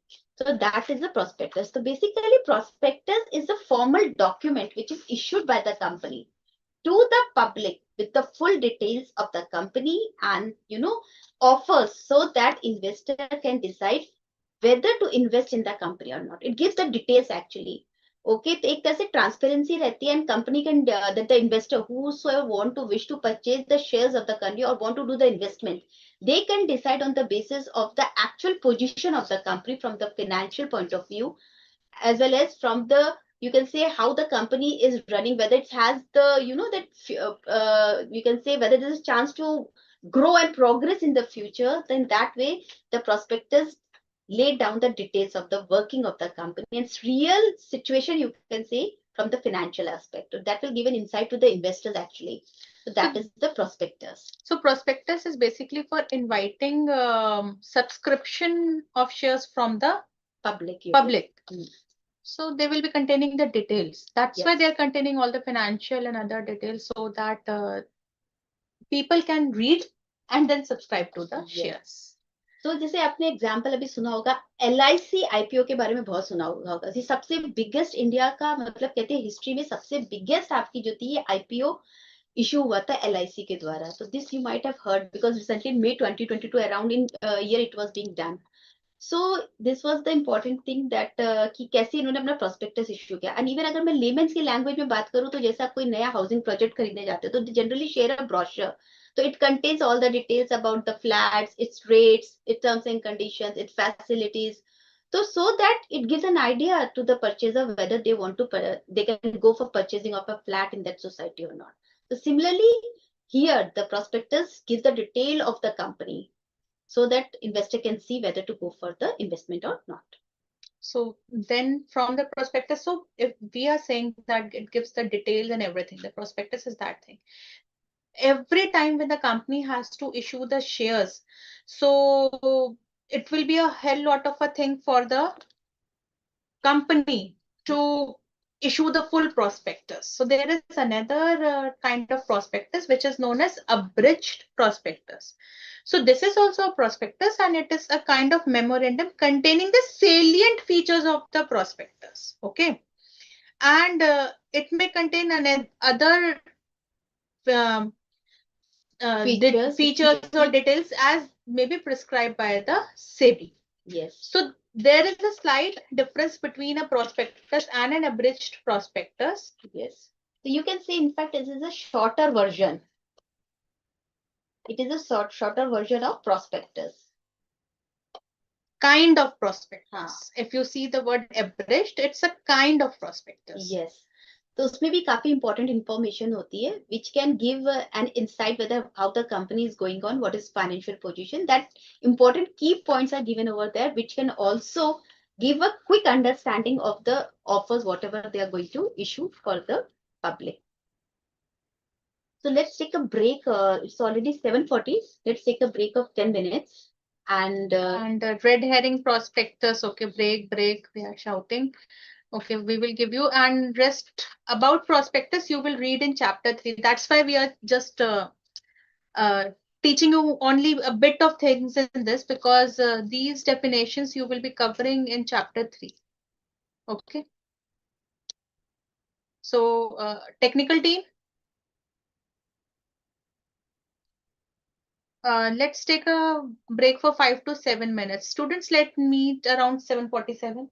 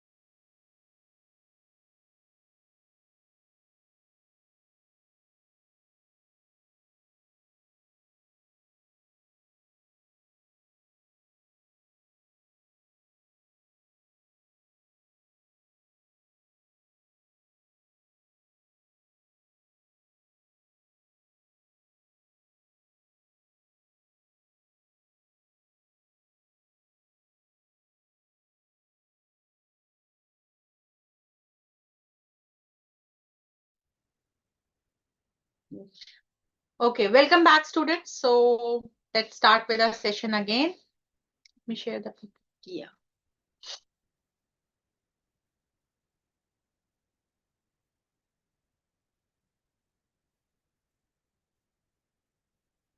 So we just discussed about prospectus and abridged prospectus. Students were asking about few questions that what is related to abridged prospectus and all those. So hold your horses. In the next chapter, you will be having a detailed vision about these things.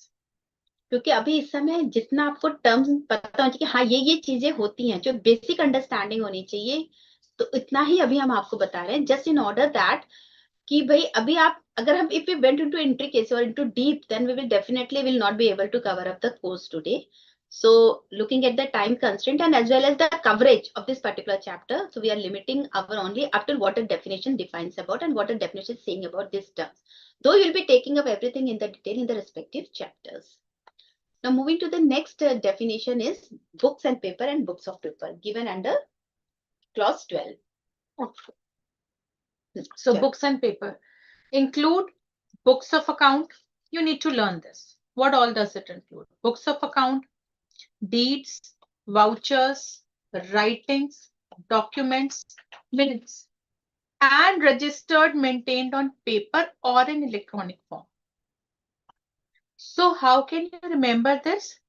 Everything that if you are a chartered accountant or you are just about to become the chartered accountant, you can see that everything work that you are doing in your firm, either in paper format or in electronic form, that all is included in the definition of books and paper. So what all work you do in your office, it will be related to books of accounts, or since you are doing the books of accounting, so you will be dealing with vouchers. Then some documents will be there, something in writing that you have to remember, writings. And since you are dealing with a company and they will be having the meetings, so in that case, they will be having the minutes of the company also. Yes. And registers maintained, because you have to maintain register of debenture holders. Charges is there, registers of members is there.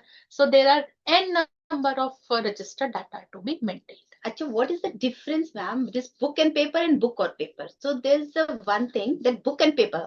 Naturally, these two terms. That means this is basically talking about collecting.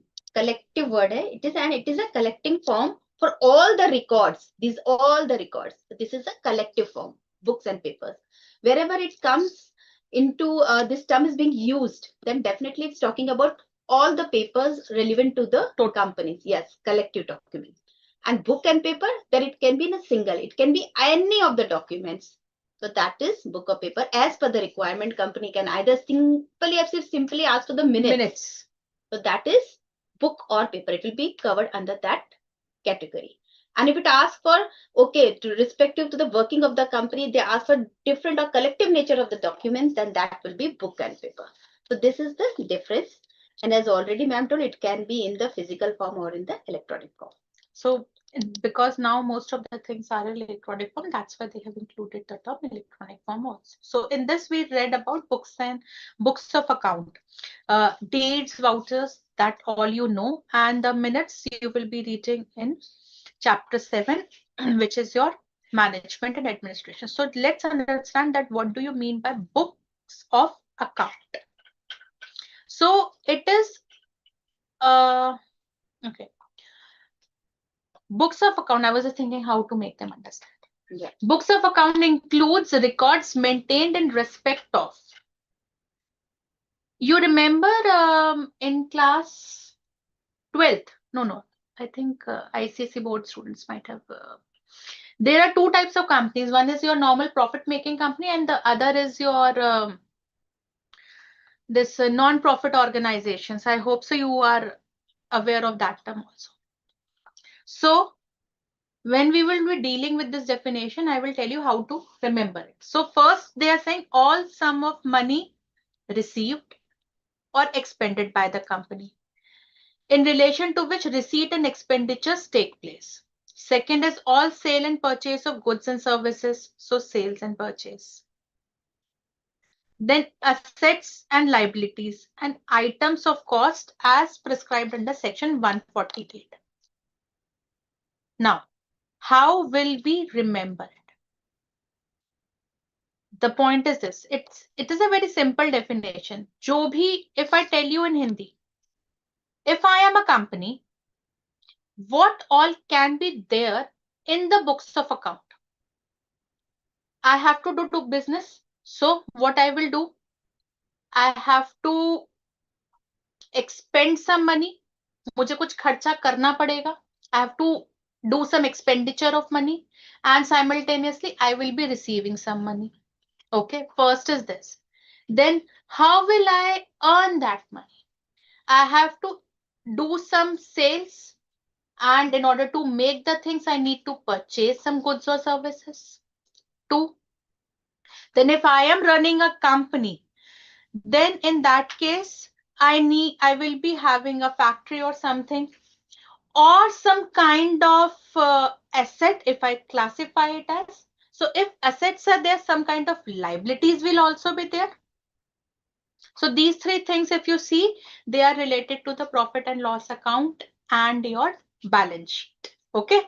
See, in simple terms, if I say, that's why I was thinking about the NPO and all kind of organization. So if I say the profit and loss account, क्योंकि उसी में आपका होता है आपने क्या खरीदा क्या बेचा, what you bought, what you sold, then the money that will be received through various sources, and the money that you will be expending on expenditures हमारे profit and loss account में आते हैं.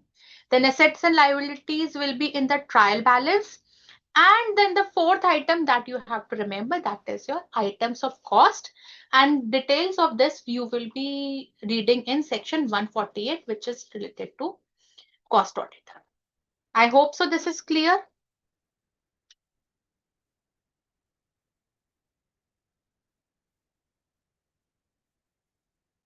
Good. Okay, thank you.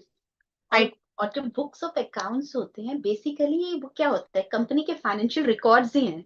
हाँ. जो भी आपने financial transactions किया या कोई भी आपने कुछ स्पेंड किया या कोई लायबिलिटी ओन करी, तो that is the financial record. So this is the books of account.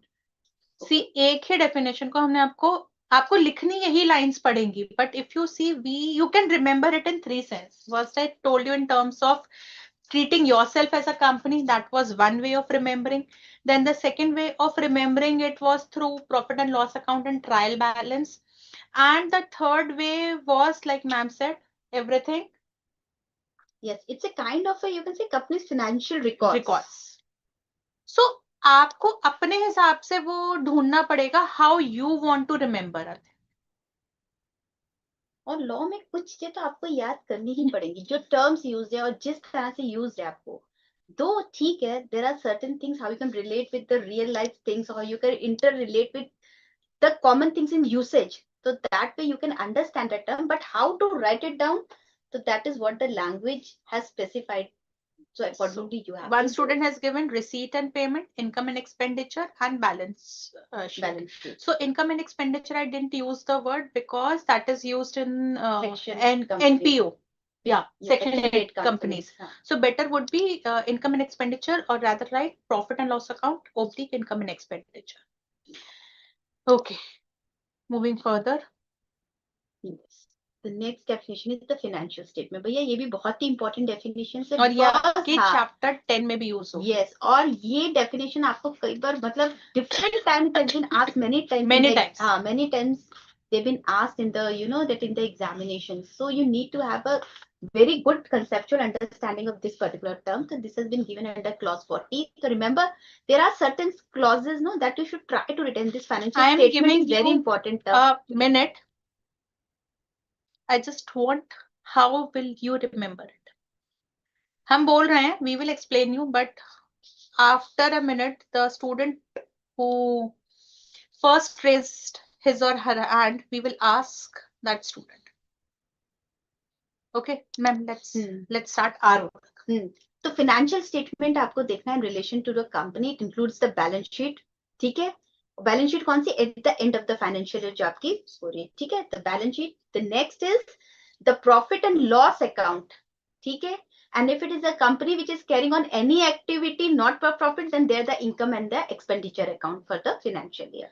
So profit and loss account and income and expenditure, ठीक है, oblique कर सकते हैं depending upon the nature of the company. Then cash flow statement for the financial year.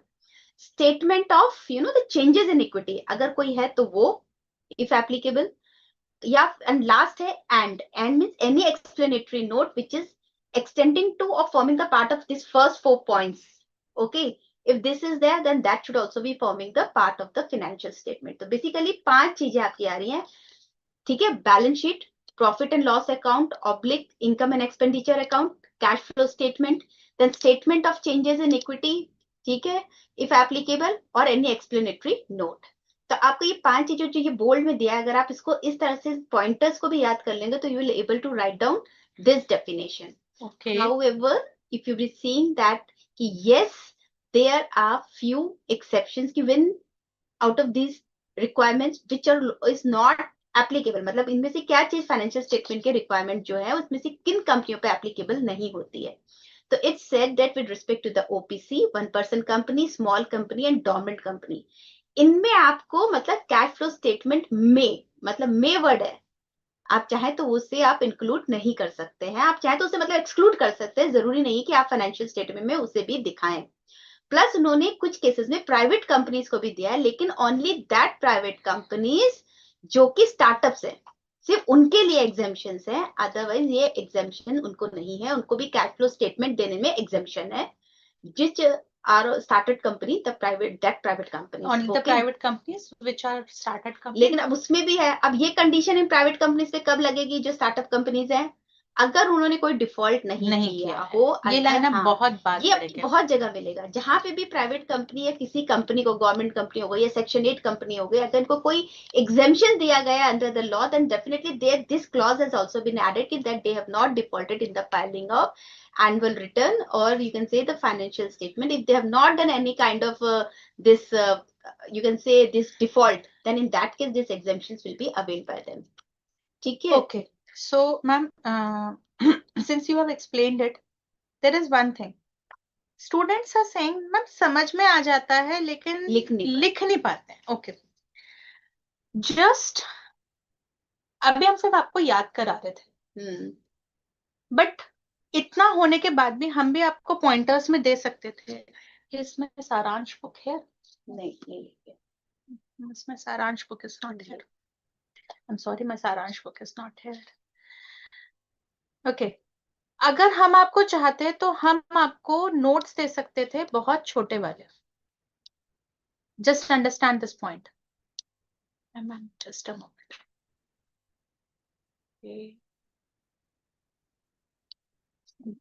Students, just give me a moment. I'm just trying to saransh.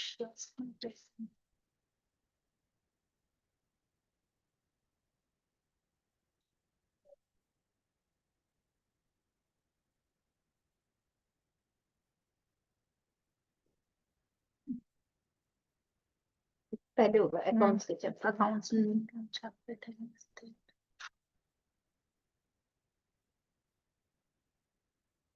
Students, just give me a moment. I'm just trying to find. Okay, just. I will just share my screen again.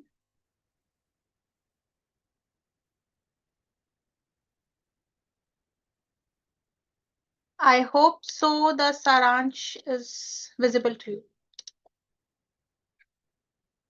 Yes. Yes. Okay. आपकी इसी solution का मैं बता रही हूँ.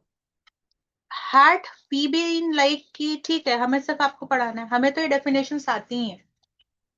But point is, अगर आप इस डेफिनेशन को यहाँ से पढ़ेंगे, financial statement is defined under section 240 to include balance sheet, profit and loss account, income and expenditure. All this is given. This is just for, like the way I said it in the first class, which was the introductory class. This is just for understanding and retention. But if you see in the study material, I hope so you have seen it. Now let's go back to our Notes.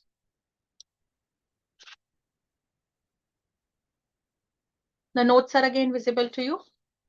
So if we see this, in this we are giving you full lines. Why? Because when you will be learning from here, you will not be like financial statement, balance sheet, profit and loss account, cash flow, equity, and any explanatory note.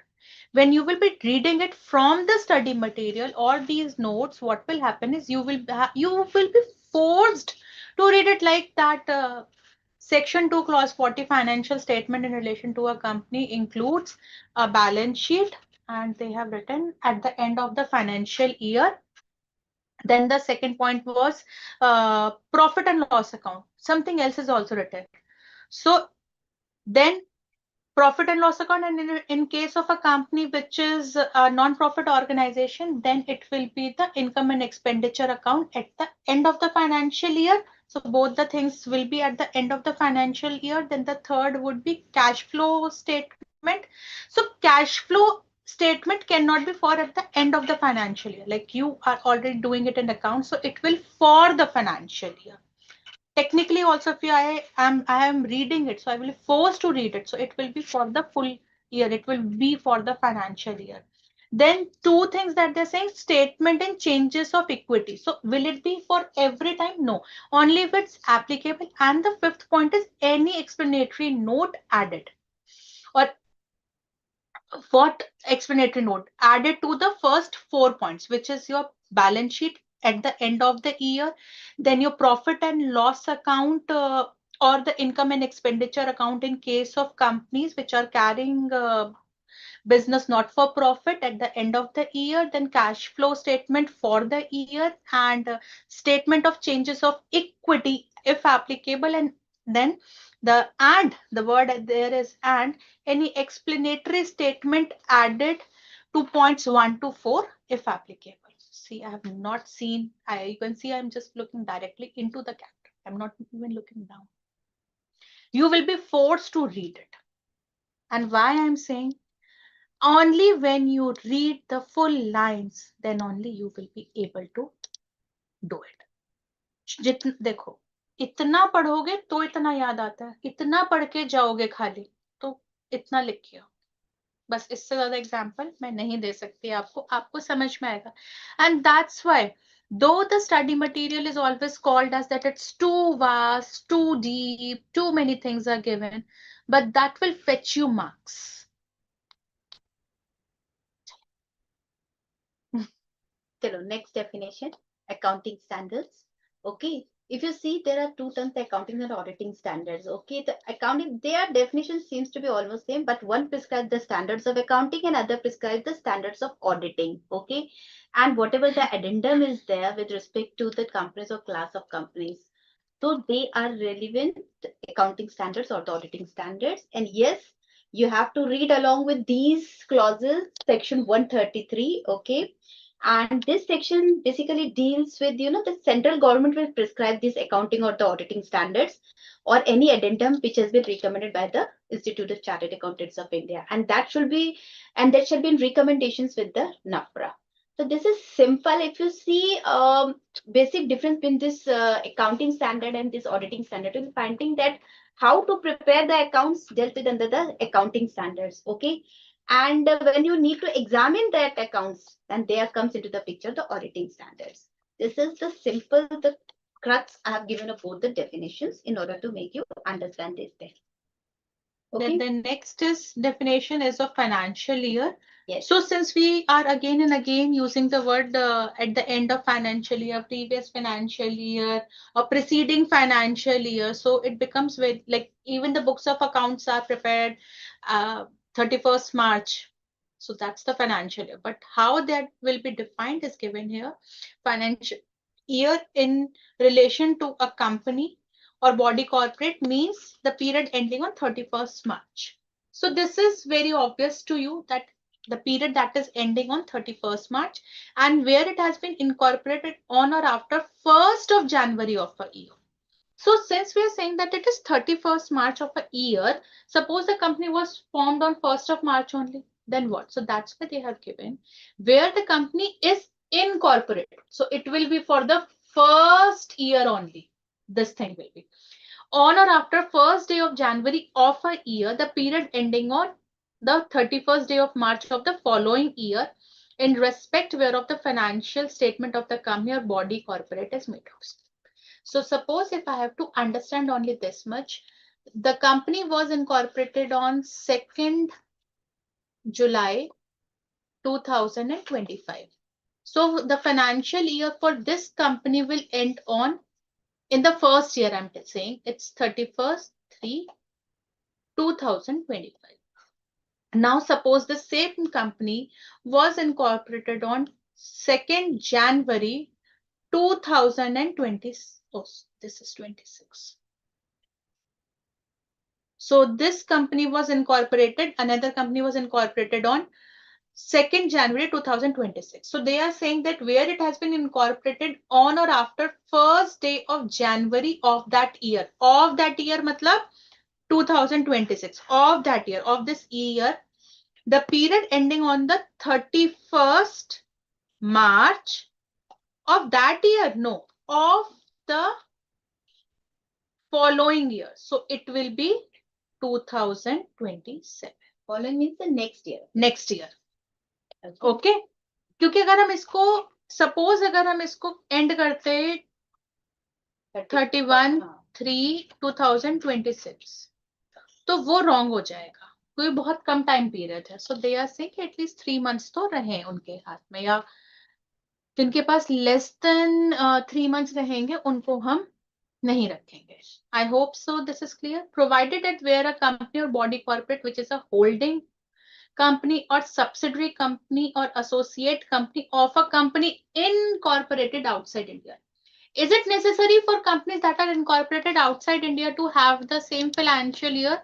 Like we are ending it on 31st of March. There can be many companies which are ending the financial year, especially the companies which are incorporated outside India. Those follow sometimes calendar year also, which is your 1st January to 31st of December. So they are saying that holding or subsidiary or associate company of a company that was incorporated outside India, and they are required to follow a different financial year for the purpose of consolidation of their accounts. So consolidation of accounts is a concept that you must have read in your class 12th also, and holding subsidiary concept, if it's there, then you must have read it there also, and you will be reading it further about it in your, I think, inter or final in accounts paper also. Those companies, they can make an application to the central government and they can be allowed to have a financial year whether or not that period is a year. So they are saying even if it does not form or count within the terms of a year as definition given under the, like we generally understand a period of 12 months or something, but supposedly they are required to follow that year which their parent company or their whole or their associate company, and that company is incorporated outside India, they have to follow that. Then this company in India can apply to the central government and then they will be allowed to follow the different year. Basically, if you can see in this definition, two things are there. One with respect to the normal Indian company, and another with respect to the company's body corporate. That is any company incorporated outside India. For them, the financial year has been prescribed how to be considered. So sometimes questions are being company give long-term loan to a director or only और short-term loan. भाई चलो हर्ष अभी से final की पढ़नी है, पढ़ाई नहीं कर रहा हूँ. हर्ष ये भी आएगा. Once you will clear the intermediate, definitely you are going to read the set and there you will come across with all these things. Okay, 186. Man, company is incorporated on 1st July. The year ends on 31st March 2026, correct? If it's on 2nd January, it's 30 March 2026. Yes, correct, Aishwarya. Okay. ठीक है ऐश्वर्या, इस पे questions आते हैं कई बार. Company incorporated outside India होती है, then they ask with respect to the this financial year, इनका financial year कब से consider किया जाएगा, so they can ask with respect to any subsidiary company or holding company of such company which is incorporated outside India. So that could be the feasibility. So understand this definition from two aspects. The financial year has been given, one with the company which is in India, and as per the Indian law it is being governed. Plus it is a company which is incorporated in India, and the other one is the company which is incorporated outside India. If it having any its subsidiary or its that it's associate company, then in that case how this financial year will be considered, that has been defined under this definition. So next we have the definition of Free reserves. Okay. Then this free reserves, you could make it out easily because you've already come across in the accounts paper this free reserves and all these things. Available for distribution Yes. of dividend. The main thing to remember in this is that it should be freely available for the distribution of dividend. Yes. And when we make that our profit and loss account, you would have seen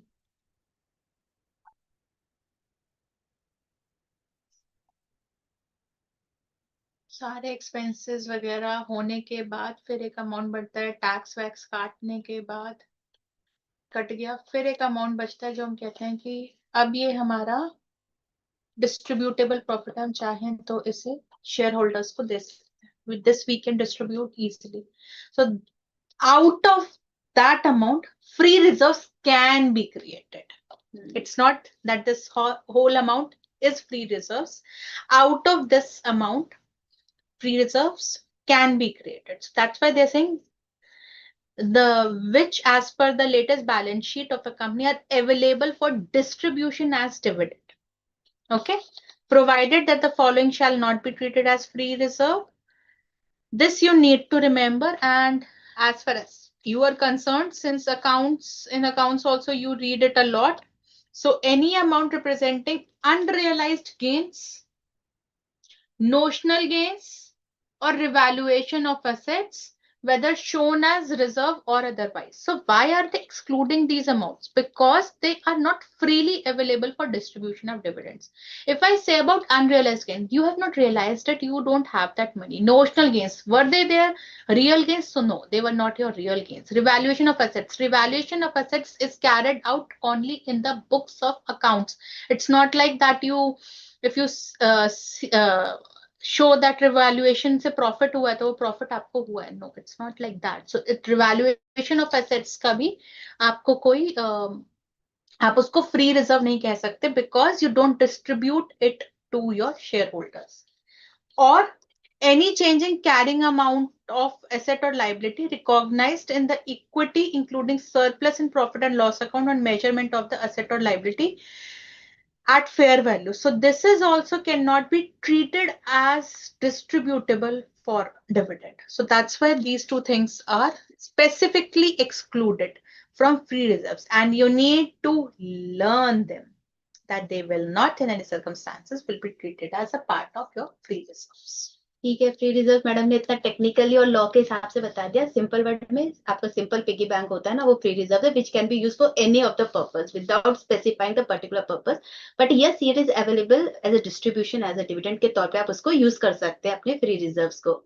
basically अगर आप देखेंगे यहाँ पे दो तरह के examples हैं free reserve के. एक आपने देखा जनरल रिजर्व, उसको भी हम फ्री रिजर्व में ही मानते हैं. प्लस इसी तरह से आप देखते हैं जो सरप्लस होता है आपका प्रॉफिट एंड लॉस अकाउंट का, that is also kind of this आपका ये free reserve. So that can be used for this particular purpose, for any of the specified purpose. तो कोई फिक्स वो नहीं है, इसको आप किसी भी पर्पस के लिए यूज कर सकते हैं. ये मुफ्त हम सब जगह यूज कर सकते हैं. बस दिस इज सिंपल वर्ड में ये है, क्योंकि मैडम ने इतना बताया अच्छे से detail, so that you may have a broader understanding of this particular definition. Query.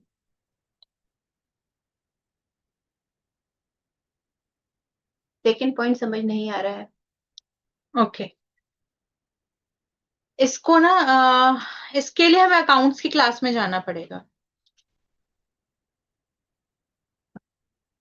Any change in carrying amount of an asset or liability recognized in equity. So इसको अभी होल्ड ऑन करो, क्योंकि ये आपको अकाउंट्स में पढ़ाई जाएगी concept, इसलिए कह रही हूँ मैं आपको.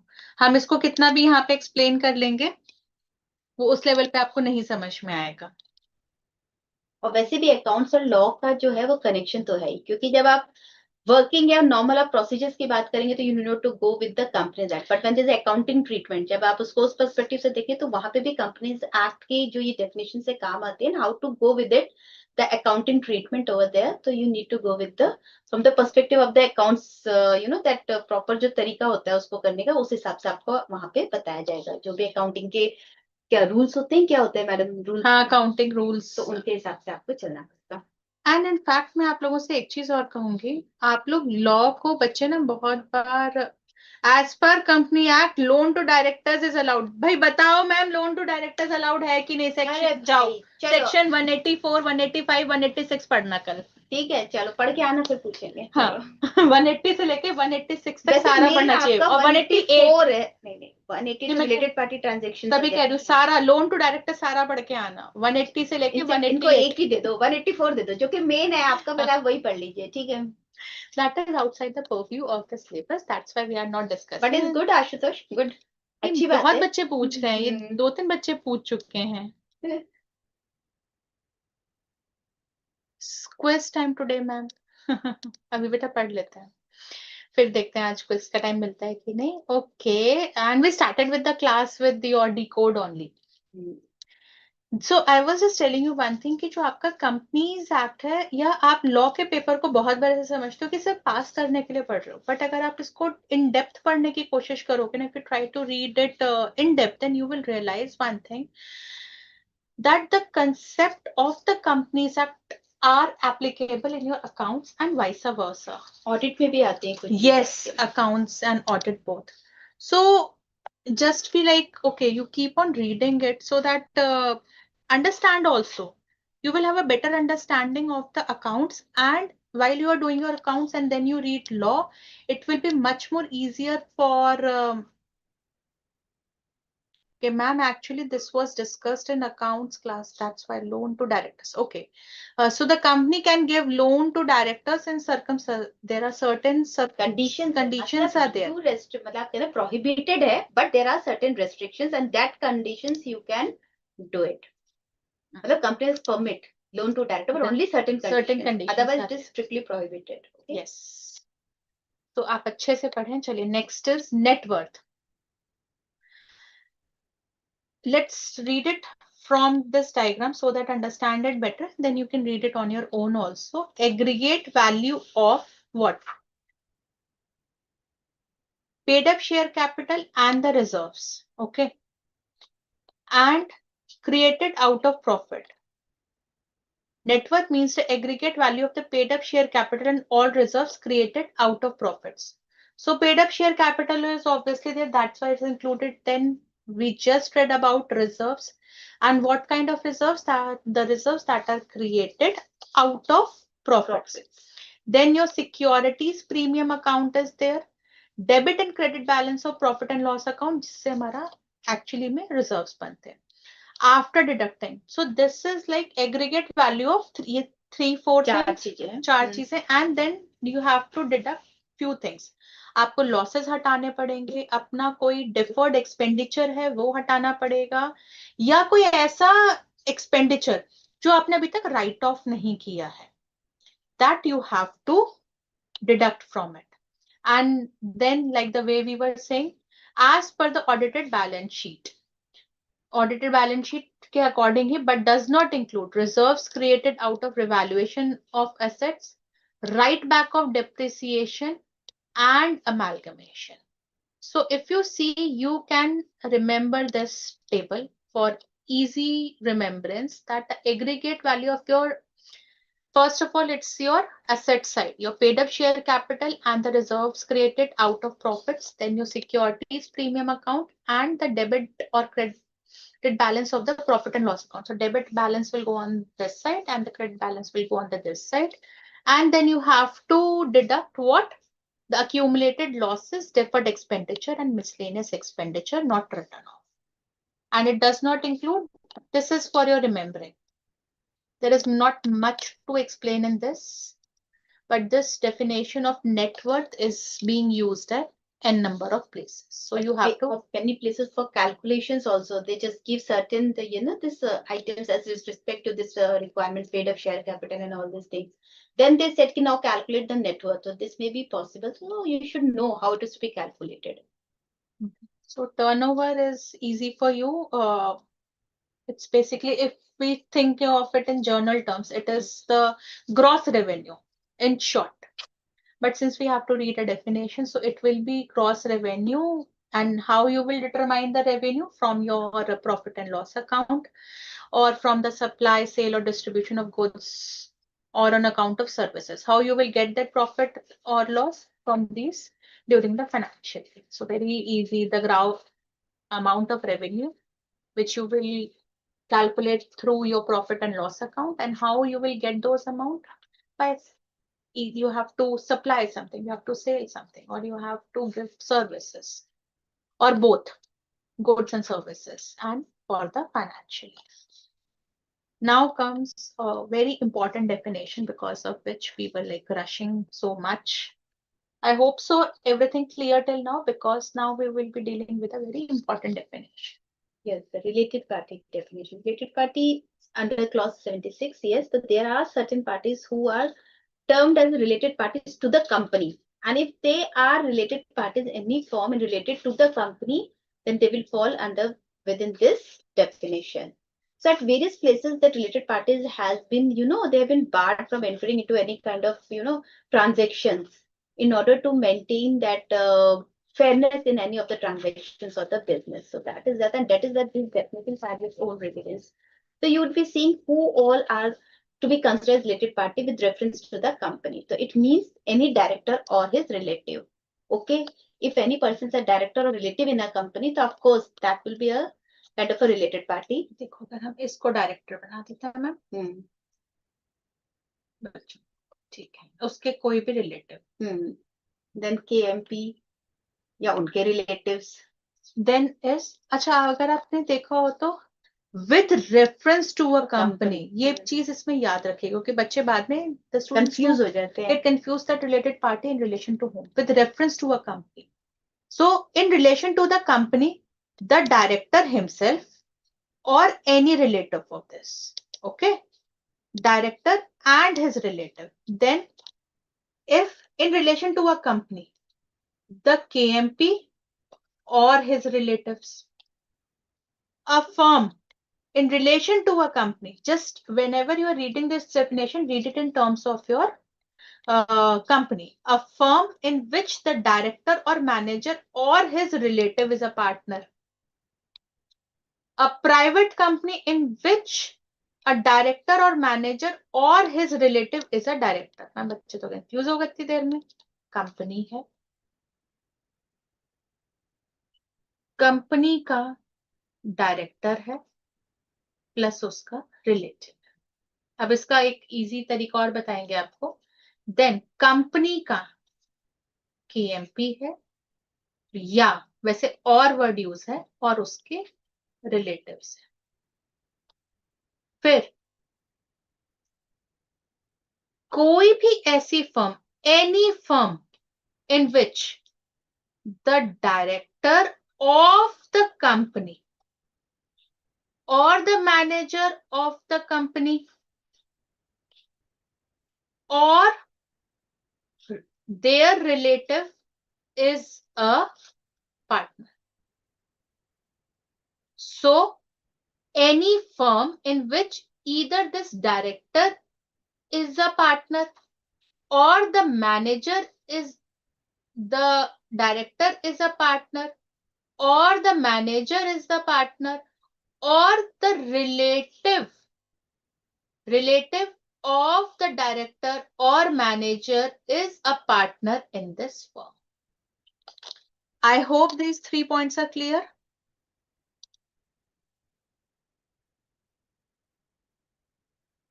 Because then we will move further.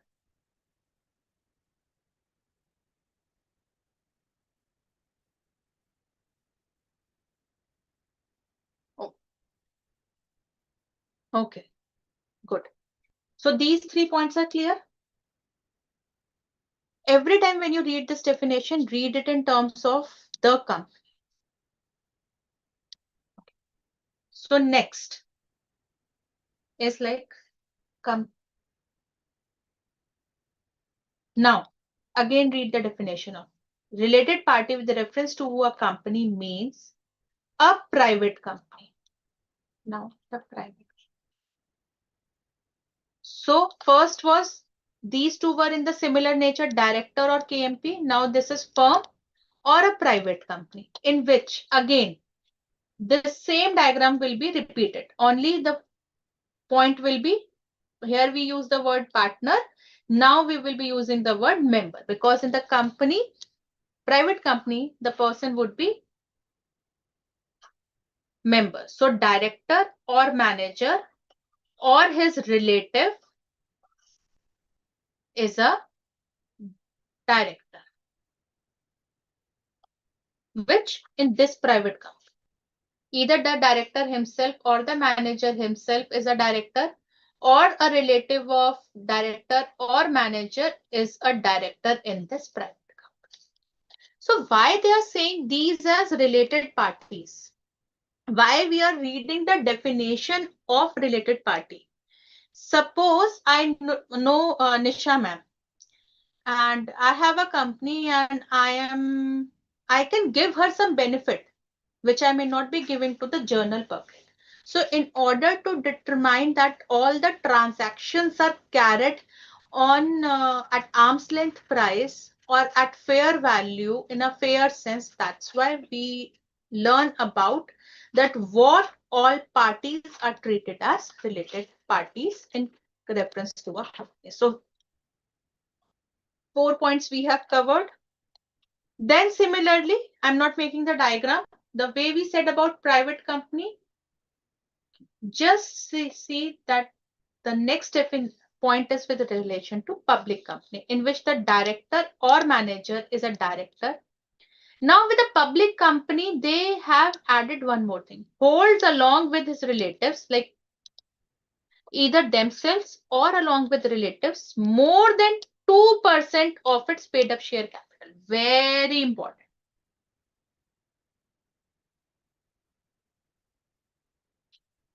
Why have they given this? There are two things in this. First of all, in private company, they said only about director. They did not say about share capital wala thing. Okay. Now in a public company, what is like this? The shares are easily tradable of a public company. You know this? Now, I am a shareholder of Geofinance. Okay. Now what will happen? Will I be treated as, or suppose I am a relative to a director also. Okay. So will I be like related party? Not like that. Until and unless, first of all, I need to be a relative of the director, and then along with that director, I need to hold at least 2%, because in case of public company, they have raised capital by asking people to give them money. That is by giving the shares to the people. That's why they are public companies. So once they are taking their money, investments from the people, so there will be n number of shareholders. So that's why they have kept a cap. At least they should be holding, no, not at least. Yes, we can use the word at least. 2% of the share capital. More than 2% has to be there. Then only they will be categorized in the category of a related party in relation to a public company. Hope so this is clear.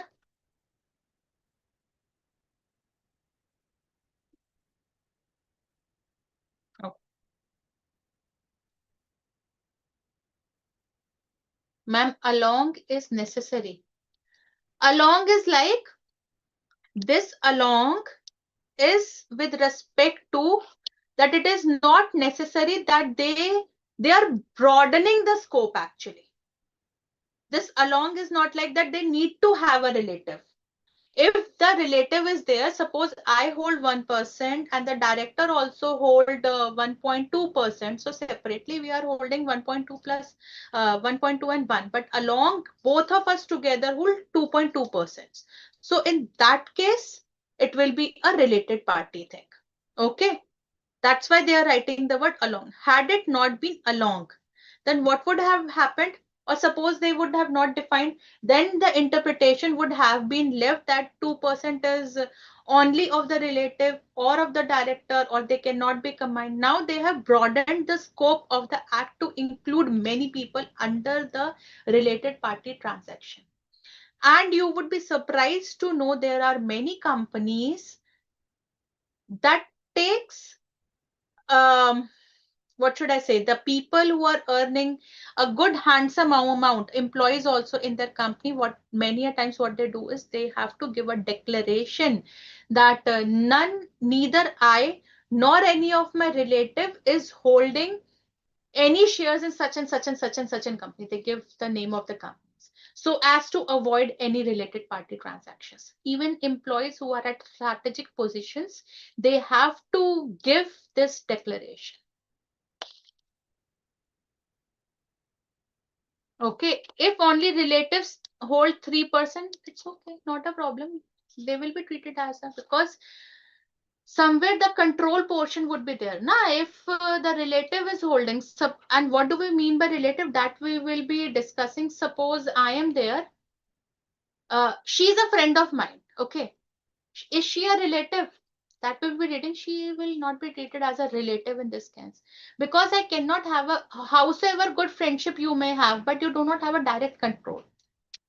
Suppose I am there and my husband is holding shares. So we have a relationship wherein we can control each other's financial transactions to a certain extent. So in that case, the transaction would be the transaction if they carry out. So this would be a related party transaction then.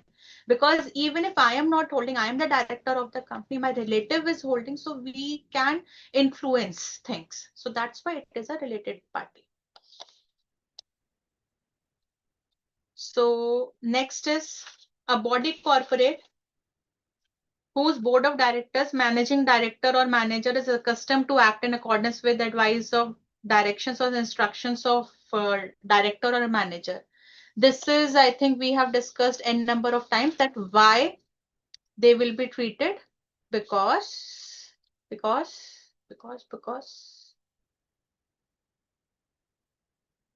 control is there. Related party हम बना ही क्यों रहे हैं किसी को, हमें यही तो देखना है कि अनफेयर ट्रांजैक्शंस ना हो और किसी को ऑलरेडी अगर कंट्रोल है किसी भी तरीके से, आप मेरे अकॉर्डिंग ही एक्ट कर रहे हैं, if you are according to what I am saying, so that means I can influence the transactions and the amount also. So that's why. Now read the next point. It says any person on whose advice or instructions or directions director or manager is accustomed to act, but nothing shall apply if that in this point 6 and 7, if the person to who is giving this advice, he is giving that advice in professional capacity. This point we have explained many a times why this is not included. Then the next is a body corporate, which is, see, again, same kind of things is there. A holding or subsidiary or an associate company of such company.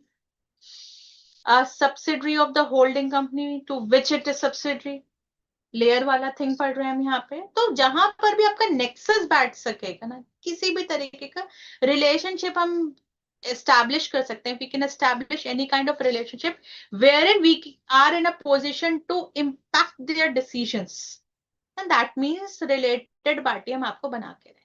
Then third is an investing company or the venturer of the company, because monetary things will be very much involved in an investing company or the venture company. Now the next is explanation. For the purpose of this clause, the investing company or the venture company means A body corporate whose investment in the company would result in the company becoming an associate company. So again, the control point they are telling you.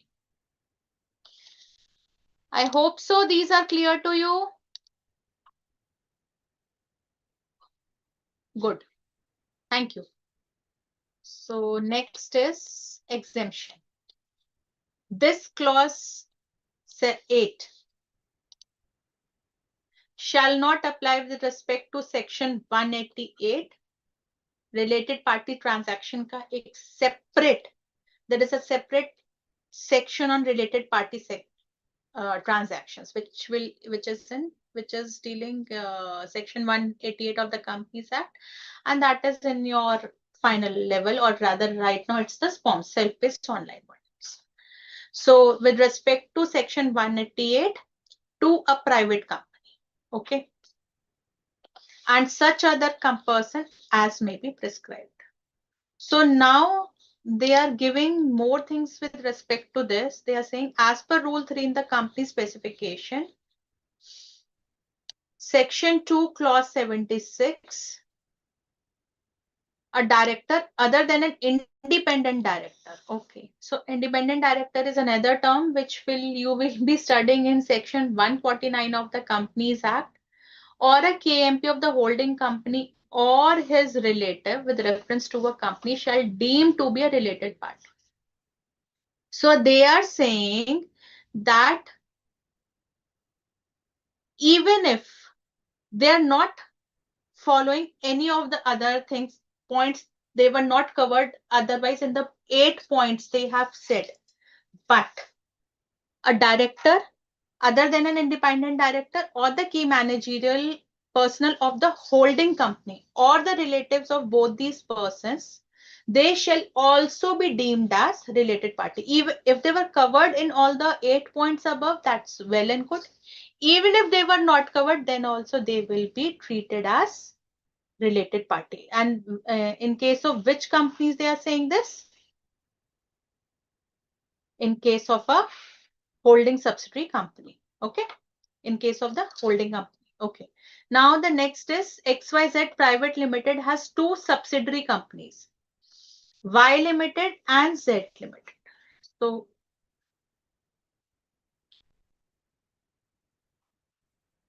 XYZ Limited is there. So it private limited, XYZ Private Limited.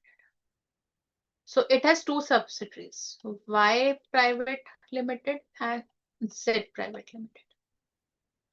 So in terms of section 276 to clause 76 8B, Y Private Limited and Z Private Limited are related to each other because they are under the same holding companies. So these two would also be what? Related parties. However, as per the notification dated 5th June, they shall not apply with respect to section 188 to a private company. So though they are related parties, okay, in terms of 2 clause 76, however, they are not related parties for the purpose of section 188. So now there is a difference. If you see, 2 companies can be related parties, but whether they will be treated as related parties for the purpose of section 188, which is your related party transactions, will be determined that whether they are private companies or not, where we have written as per this example. However, if Y Private Limited and Z Private Limited have common directors, then they will be treated as related parties because of section 276(4). So this is applicable only when they are not falling in any of the 8 points that I told you. Since they would now be related as per some other provision, other point, which is this. So they will be now related parties. It's a heavy thing, I know, but you have to understand. Hope so all clear to you. too heavy. Yes, it is. Just read it once, and if you are not able to get it, then okay. Okay, thank you, Rosie, that you have understood it. It's seeming difficult because you're reading it for the first time. However, when you will read it again and you can refer the lecture again, then you will be able to understand it better. Now, in this example, we said that XYZ is a private limited company. Now, suppose this XYZ was public company, and then it would be having two private limited companies as their subsidiaries. So, what will happen? They will be, though they are private companies, but they will not be eligible to have the exemption of private companies because they will be deemed public company. Okay, this exemption was applicable only on private companies, if you see. Okay, so now what will happen is that as per section this, Y Limited and Z Limited are related parties. Though they are private companies, but since they are subsidiaries to a public company, so they will be treated as public companies, and then they will be treated as what? Related parties, as they are under the same holding. Any queries?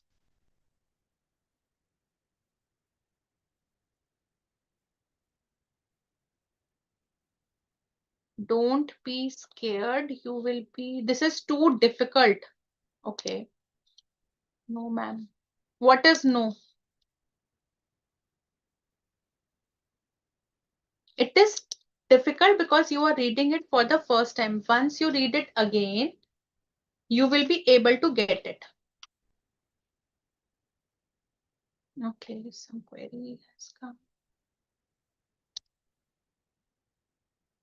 Okay, deemed public company. So what happened is,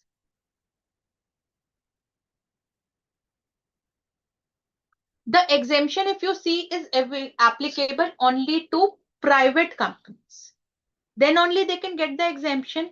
So what happens is, ABC Limited is there.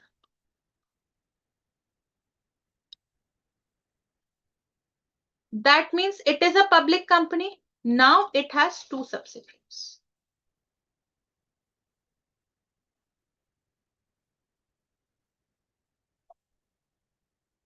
X Private Limited and Y Private Limited.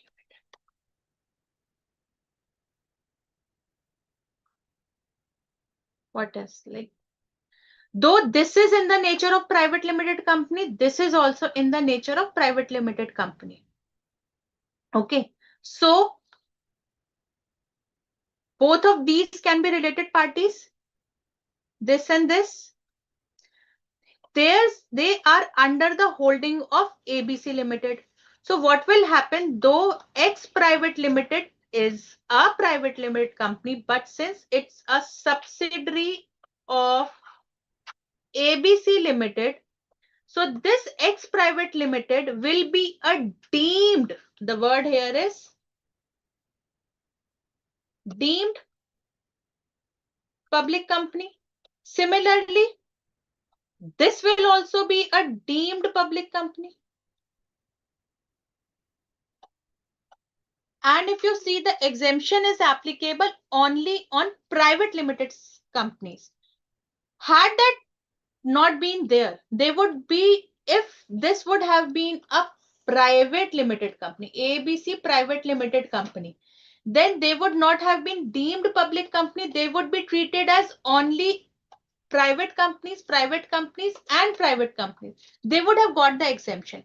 But in this case, what will happen is, because of they being the deemed public companies, public company, and public company, and then two deemed public company, the exemption is not applicable on them. And they will be treated as related parties. Now clear?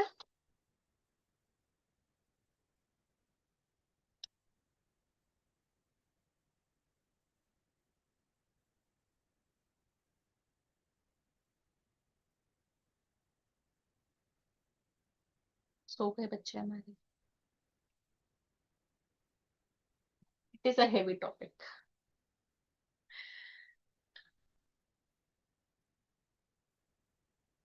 Okay, no queries either, or I say either all clear or everything ahead. Okay, thank you, Abhinav. Thank you that you could understand this. Thank you. Okay, thank you. One more student has written. So I think now it's clear. Thank you, Nosheen. Okay, thank you, Nosheen. So let's go on to the last definition for today. And with this, we will be able to complete it. Clause 77 deals with the relatives and it specifies with reference to any person, because earlier we have read with reference to the company, but here we are talking about the relative in reference to any person. That means with respect to between the two persons. So when there is how they are related, if they are related in any of the ways as been given the definition, they will be termed as relative. Okay. So you would be seeing that means anyone who is related to another if he's a member of undivided family. Okay, one there's a family, undivided family, a complete family in which the members are the members, they are the members actually of a family members of this HUF, then they will be considered as relative. Okay, and second is if they are suppose related to each another in as a husband or a wife, then they will be considered as a relative. Okay, similarly, when they are related to one another as a relative described by the law, well, they has been defined by the law certain categories of the persons who will be acting as the relatives. If they are falling within these parameters, then again they will be considered as relative under clause 77. But in order to know this, you need to know prescribed. Prescribed means in the rules. The rules they have specifically given certain persons who will be covered within this definitions of relatives. Okay. So here is the rule which defines who all will be considered as relatives. So they have specified father, mother. Suppose this is a person, his father, mother is a relative. Of course, son, daughter, then son's wife and daughter's husband. Okay, these will be considered relative and their brother and sister. So you can see that this is how the tree is. Suppose this is myself, my father and mother, my parents, and of course if I'm having my kids, children, then of course my son, daughter and their spouses. Okay, and after that you can see the brother and the sisters. Okay. And this father includes stepfather and stepmother. Yes. So this is specified. Yes, this is specified itself in the rule. Whether all the step son, daughter, and this step brother, step sisters, these all the things will be there who all will be considered as a relative under the definition. So with this, I suppose we have completed all the relevant definitions, and you'll be seeing whatever the definitions we have discussed so far, they are relevant because they are oftenly used at various places. So you need to have a conceptual understanding of these terminologies. If you have the understanding, then definitely you will be able to understand the related provisions in a better way. So kindly go through these sessions once again and the recorded one, so that wherever you're being stuck up or where you doesn't have the clarity, as there are certain definitions which are of complex in nature or they're a little bit, you can say, vast. So there you need to go ahead once again with this definition, because once already been explained in depth. So now if you'll read once again, you'll be easily able to make it out and understand the same. So in case required, if you have any other query, you can raise as of now, but it's already the time. So you can see the time you over all must because be tired. so we would like to close this session. Is there any query? Then any query? Then please ask. In the last hour, you can please raise up your queries. Otherwise, we would like to close the session. And there is feedback form, dear students. You can fill up the feedback forms. Just saying about the class. You can give the feedback. Okay, Aishwarya is saying, ma'am, everything is clear, but we have to read it. Yes, very correct. Very good, because already we made you to understand the concept in a simple language. But still, what the law says, again, to retain certain important key points, key elements, you need to go it again. This is very simple thing. Thank you, Satish. That everything is clear. So I think all well with the students, so we can close this class. And students, see you again. But now the next sessions will be taken up by another expert faculty. So the next session is on Wednesday. Do attend it, and we will be continuing with chapter 2. We'll be starting chapter 2 of the paper. So for now, we will take like we have to say bye to you, and have fun. Keep on studying. Do read. Do read. Okay.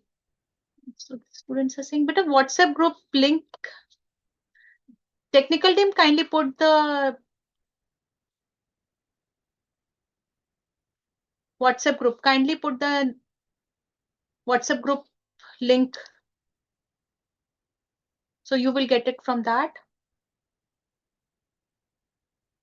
Anubhav, just type in your doubt if you have it.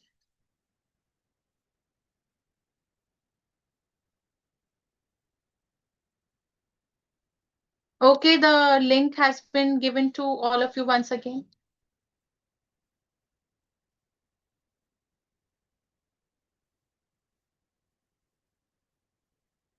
Okay, Anubhav, what is the doubt?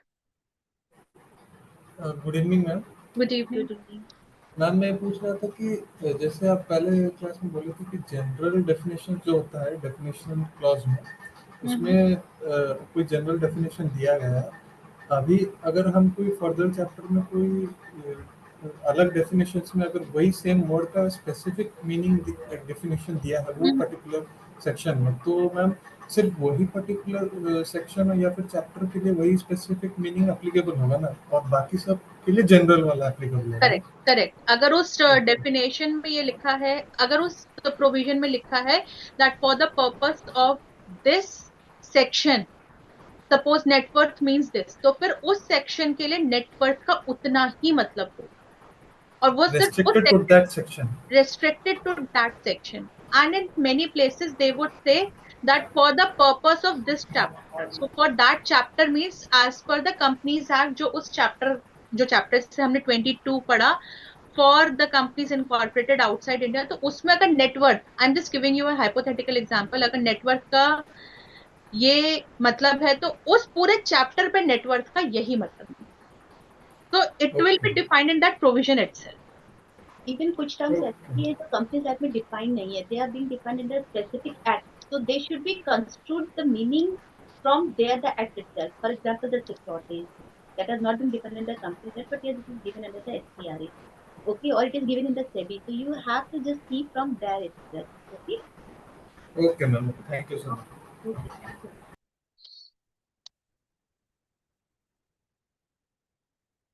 Clauses याद करना जरूरी नहीं है आपके लिए.